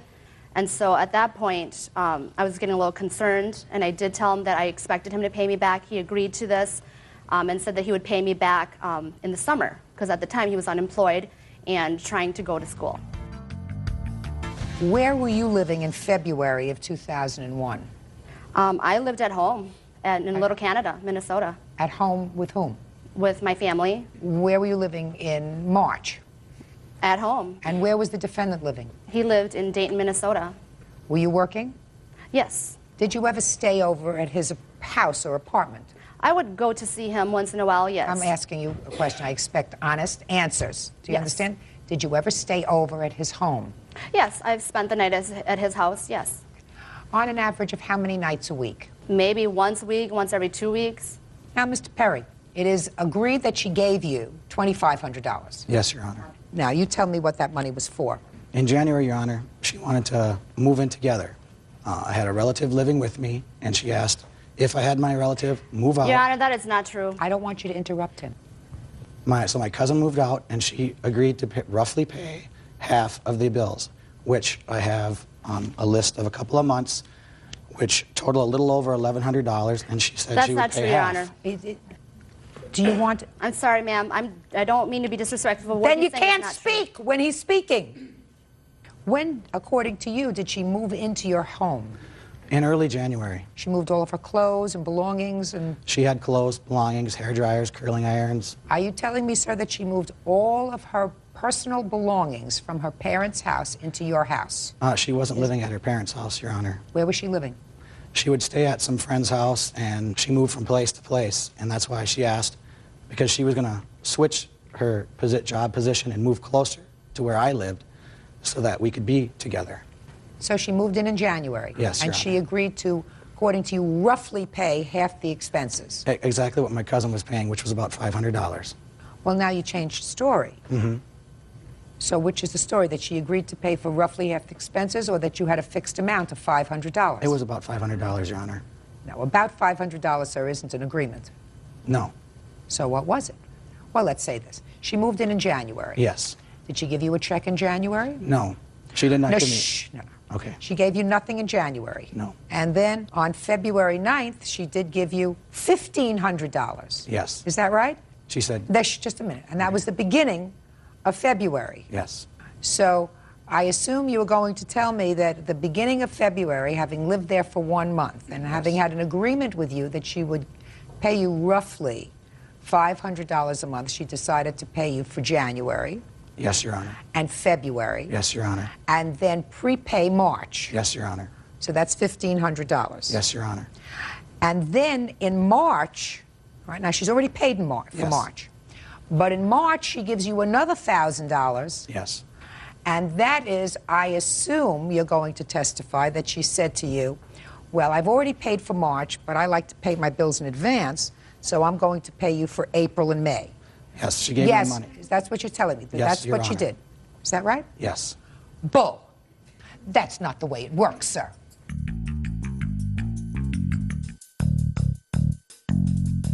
If somebody agrees to move in with you as a roommate, and let's say she fell behind in January, so she maybe would have given you January, if I believed your story, January and February. So she would have given you $1,000 to cover January and February. Yes, Your Honor. And then when March came, she would have paid you $500 for March, so she would have given you a total of $1,500 for January, February, and March. Yes. And what you're telling me is, no, that's not what she did. She paid you 3 months at one time, a little in advance, and then she paid you for 2 months after that. I don't believe you, sir. She wanted me to keep ahead, Your Honor. I don't believe you, sir. I believe that you fell behind in your bills. Now, you didn't tell me about that. Did you fall behind in your bills? Yes, I did. Okay. So you needed money. Yes. Is that right? Did you say anything to her about giving her back any money when you got your tax returns in April? I did not, Your Honor. Mm-hmm. She was there at least 4 days a week, Your Honor. I was Oh, not. shh, just a minute. Mr. Perry, when somebody lives with you full-time, Yes. they are not there 4 days a week. No, she was not living with me full time. Give her back her money, Mr. Perry. Judgment for the plaintiff in the amount of $2,500. That's all. Parties are excused. You may step out. Mrs. McDonald. Thank you. You're welcome, Judge. Parties have been sworn in. You may be seated. Sir, have a seat. Who's going to speak for the two of you? I'll speak first. It's your claim that you did some work for the defendant who owns a bar in creating a website for him. You are owed $2,000 for the work that you did in creating this website. The defendant's answer is a rather novel one. Let me read the last line just so that you understand what his defense is. Okay. None of the people who work at the club expects to get paid. That's your defense. Correct. This isn't run by some charitable organization, this No. club of yours. Is it a club or a bar? What is It's it? an event promotion company, and we do, this is referring to the Sunday night club that we do. Explain the club to me. It's a drum and bass hip hop club. Do you have a room? 2 rooms, sound system, lighting. And people come there to dance? Exactly. Do you serve alcohol? Yes. You have a license to serve alcohol? The bar owns the license. How much admission do you charge? $5. And how long have you had the club? Nearly 2 years. Is it running up and running? Does it Yes. doing okay? Yes, does well. And do you do anything else other than own this club? Yeah, I do a lot of the work behind it. Other than the club itself? Oh. I'm not talking about Sunday night. I mean, For a are you living? a carpenter, a plumber, a shoe salesman? Do you do anything else other than the club? Yeah, I'm a web designer. And you make money from that? Yes. You make good money from that? Fair money. Good. You filed tax returns last year? Yes, I did. How much did you earn on your tax returns? I don't remember. Think hard. Everybody, I mean, was it millions? No, not at all. Less than 100,000? Yes. Then you would remember exactly how much you put down that you earned on your tax returns, sir. So be very careful when you give me your answer. About 30,000. And what portion of that is from the club? None of the club is filed in my tax returns. That's not? just for my separate job. Is this club in Costa Rica? No. It's here in the United States of Yes, America. it is. So what do you mean it's from a separate job? What My do you mean? tax, I don't claim the club earnings or loss in my taxes. Why not? We aren't a registered business yet. Well, you say you've been doing well. You have gigs every Sunday night. You collect $5 a person. The club is doing fine. So somebody's making money. It has to be you who's paying taxes on the money that you earn at the club. The bar that we contract through pays their taxes. And You have then, a contract with a bar? Well, we contract that night, the Sunday night. So you have a contract? Yes. Is it a written contract or an oral contract? Oral contract. Okay. We're Yeah. in there Sundays. We All do right, our but you're not job. going to get away from your taxes yet. How many people are at the club on any given Sunday night? It's really hard to say. Well, think hard. 50, 75. You say the club is doing well. These people have been to the club, have you not? Mm-hmm. Approximately how many people are there on any given Sunday? Probably about a couple hundred people. Not a couple hundred. We average 100. I'd say a couple hundred people. Let's say Gets he busy in averages there. 100. Okay. Now. Okay? Just a minute. Let's say he That's averages fine. 100. 100 at $5 a person. That would be $500, wouldn't it? Every day. $500 every Sunday, and there are usually 4 Sundays in a month. Correct. So that would be about $2,000, a little bit more sometimes. There are 3 Sundays in a month, but let's say $2,000 a month. And Mr. McDonald, according to your defense, none of the people who work at the club expects to get paid. So the club makes $24,000 a year. There are other expenses of people that don't work for us. Like what? Promotion, for printing flyers. Anything that we out-contract, we do have to pay for. Plane So who tickets, keeps- flying talent So in. who keeps the books on that? Me and my partner do. You and your partner? Yeah. Mm-hmm. Step up, partner. Name. Carlo. You have a last name. Fox. I didn't ask you your social security number. I just asked you your name. What else do you do other than work in the club, Mr. Fox? I pretty much work in the club scene, and I also help my girlfriend who has a promotional business, and that's aside from the business that me and him have together. Now, did you file tax returns last year? No, you didn't. Right? No, I didn't. And that's because the club did not turn a profit, though. Oh, that's baloney. And I can explain to you why it is that the club didn't turn a profit. Well, What we do- you had 5 minutes to think about it, and I'm dying to hear the answer, Mr. Okay, Fox. We have what- existing past debt. We have existing past debt, but even that totally aside, we bring in big DJs. We bring in big talented DJs that bring a lot of people. We have to sometimes fly them from other cities. Once to twice a month, we're flying in DJs from other cities, and they could cost anywhere from $300 to $1,500.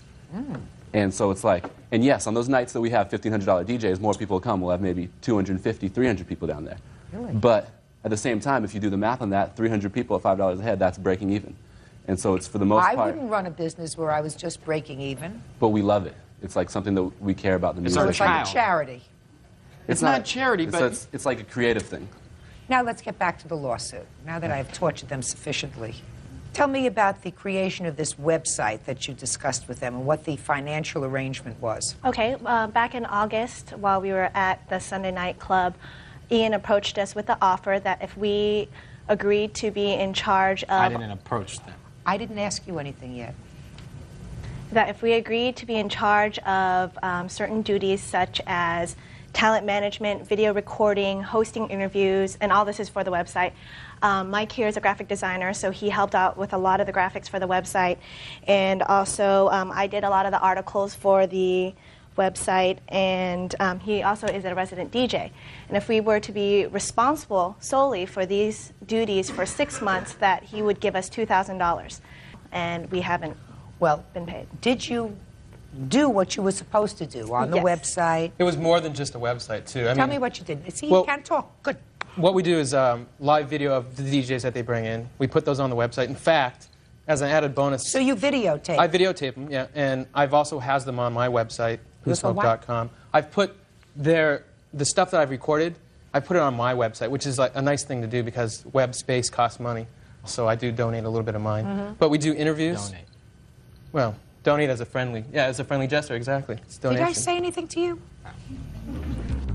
Judge Judy continues in a moment.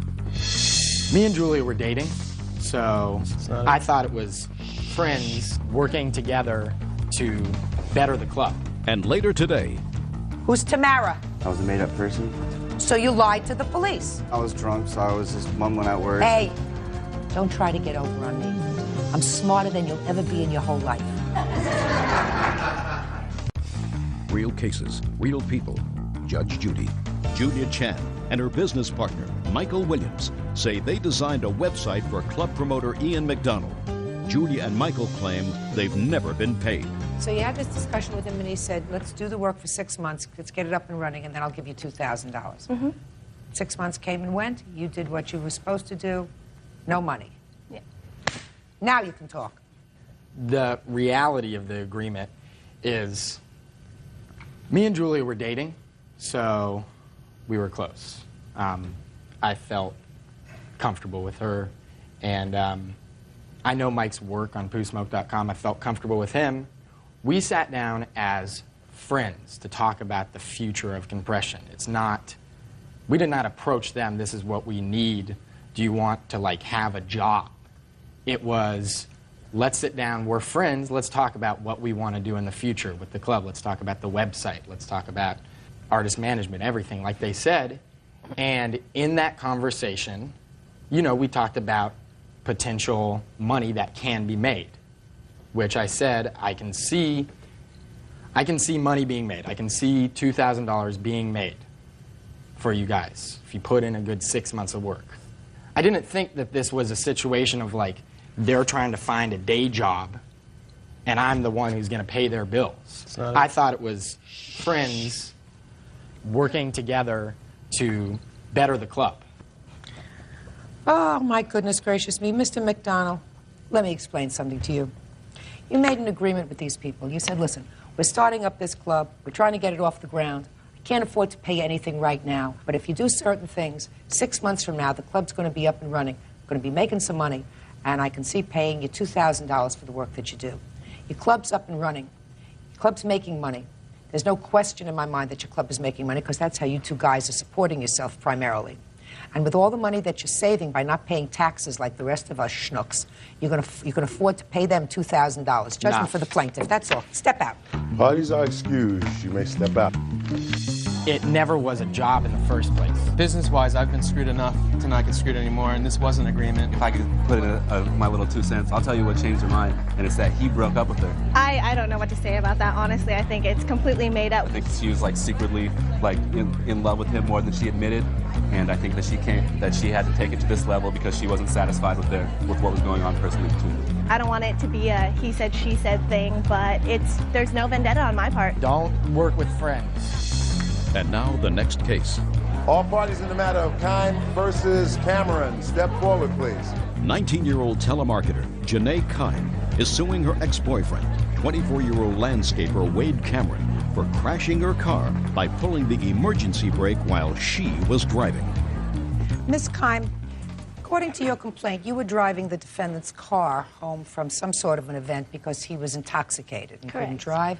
You got into an accident, you caused a great deal of damage to another car, and you were ordered to pay restitution, and you believe that the defendant should pay that restitution because it was his fault because he pulled the emergency brake. Correct. Which caused you to skid out of control and hit the other car. Mm-hmm. The defendant says he did in fact pull the emergency brake, but he pulled it because you were driving erratically. That's your defense. Yes. How do you know each other? We're dating. How old are you? 19. And you? 24. What was the date of the accident? January 3rd, 2002. Where were you coming from? We were coming home from a party that night. Had you gone together? Yes. Just the two of you? No, there was 3 other people with us in the car. Were the other 3 people in the back of the car intoxicated? Yes. But you were not? I was not. Real cases, real people. Judge Judy. Janae Kime says ex-boyfriend Wade Cameron caused her car to crash when he abruptly pulled the emergency brake. Okay. Now, tell me about the accident. I was driving his car home from the party. Everything was all right. We were like 2 houses down from his house, and then all of a sudden he pulls up the emergency brake, and the car that I'm driving slides into this parked car, and the owners of the car were sitting in the car at that time. And so I pulled the car around the block and parked it at his house, and then we all went down to make sure that everything was okay. And I was in shock when this all happened at the time, you know, because it was such like a dramatic experience that I went through, and it brought back memories of... Don't give me your memories. I'm not interested in your memories. Okay. So you went back to see if everybody was okay? Right, and Wade had told me at the time that he had insurance on his car, so I figured everything was taken care of. I was in shock, so I left, and... You left before the police arrived? Right. And I called him the next day, and I asked him what was going on. He gave me the number of the officer in Boulder that was handling the case. So I called her and let her know that I was driving the car, and then a couple days after that, I went up there. She wrote me a ticket, and then I went to court after that. How did you contact the police, sir? How did I contact the police? They contacted me. You did? When? The following day, or that evening. So what did you tell them that evening? I told them basically we were coming back from the party, and they were assuming that I was driving, but I wasn't, and because the person that was driving left the scene of the crime, so they were trying to direct it towards me. But I told them what happened, and that she had taken off, and they wanted a description of her and everything. and then that once that I got in contact with her, to have her contact them.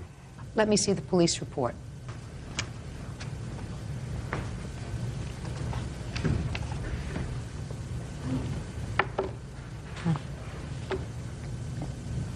Did you first tell the police that somebody else was driving the car, sir? They were asking who it was, and I was describing who it was, and I didn't exactly say what she'd look like. Who's Tamara? I was a made-up person. So you lied to the police? Well, I didn't know her name exactly at the time. Like, you didn't know whose name? Well, I was drunk, so I was just mumbling out words. Hey, don't try to get over on me. I'm smarter than you'll ever be in your whole life. Bird, do you have a piece of paper there? I do. Good. I want you to give her a piece of paper and give him a piece of paper, and I want each of them to write down, prior to today, when the last time was that each of these people saw each other, spent any time with each other. Do you understand my question? Prior to today. Okay. You need a pen? You need an extra pen? I want them to do it independently. Thank you. Look over here, sir. Eyes front. Write down the date. The exact. Write down the date that each of you remembers that you spent any time together prior to today's date.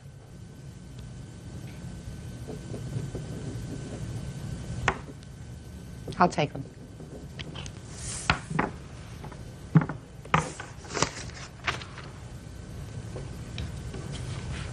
Thank you. His, hers, yours. Thank you. Okay, very good. Now, what did you have to pay restitution for, by the way? I had to pay restitution for $6,839 for the whole damage to the car that I hit. Because he didn't have insurance? Right, and yet he told me he did. When did he tell you he did? He told me he did that night before I was going to drive his car, because I was planning on driving them home anyways. And I was like, you have insurance, right? He's like, yes, I Oh, do. sure, you asked him, do you have insurance? Oh, do I No, believe that? I really did. Do I believe that? I really Sure, I do believe that. You said to him, I'll drive your car because you're drunk. By the way, do you have insurance? I want to tell you something. I think that all of you people got together and made up a very good story. That's what I think. It's not going to wash with me. I don't believe he pulled the emergency brake. I believe the car spun out of control. Did you have a driver's license? Yes, ma'am, I do. Good. After this whole thing happened, did he accept full responsibility? We had had conversations, about this happening, and he promised that he would pay me $200 a month for all the restitution bills, because I had to pay $200 a month for the next 4 years for this car that he wrecked. How much longer did you date after this incident? We didn't date at all after this. The only time that we saw each other was just to converse about this, about the case, and about what Really, where were you? It had been maybe at his house a couple times when I'd go up there. At his house a couple of times? Yeah, when I would go up there to go try to get the money, because I couldn't get a hold of him because he was avoiding my calls. Okay. And when was the last time you saw him to ask him for money? Last time that I saw him was a couple months ago. The last time I asked him for money was a couple weeks ago before I or probably about 3 weeks ago before I went and filed the case in Boulder. And where were you when you asked him for the money? I was at my house on the phone the last time. When was the last time you saw him? The last time that I saw him was... At his house, at your house? At out his for house? Coffee, something. No, I just asked him for money. It was probably about 2 months ago. And when was the last time you say you saw her? Last time I saw her was when we went to court for that. Which was when? When I don't know the exact date when that court date was, but we had the same court date, so that's the last time I saw her. Uh-huh. And did you tell the judge in court that you had pulled, that this was all your fault? Basically, just to get it was already. I'm asking you a question. Yes. Did you tell the judge in court that the accident was all your fault? The answer is yes or no. Yes. What did the judge say to you?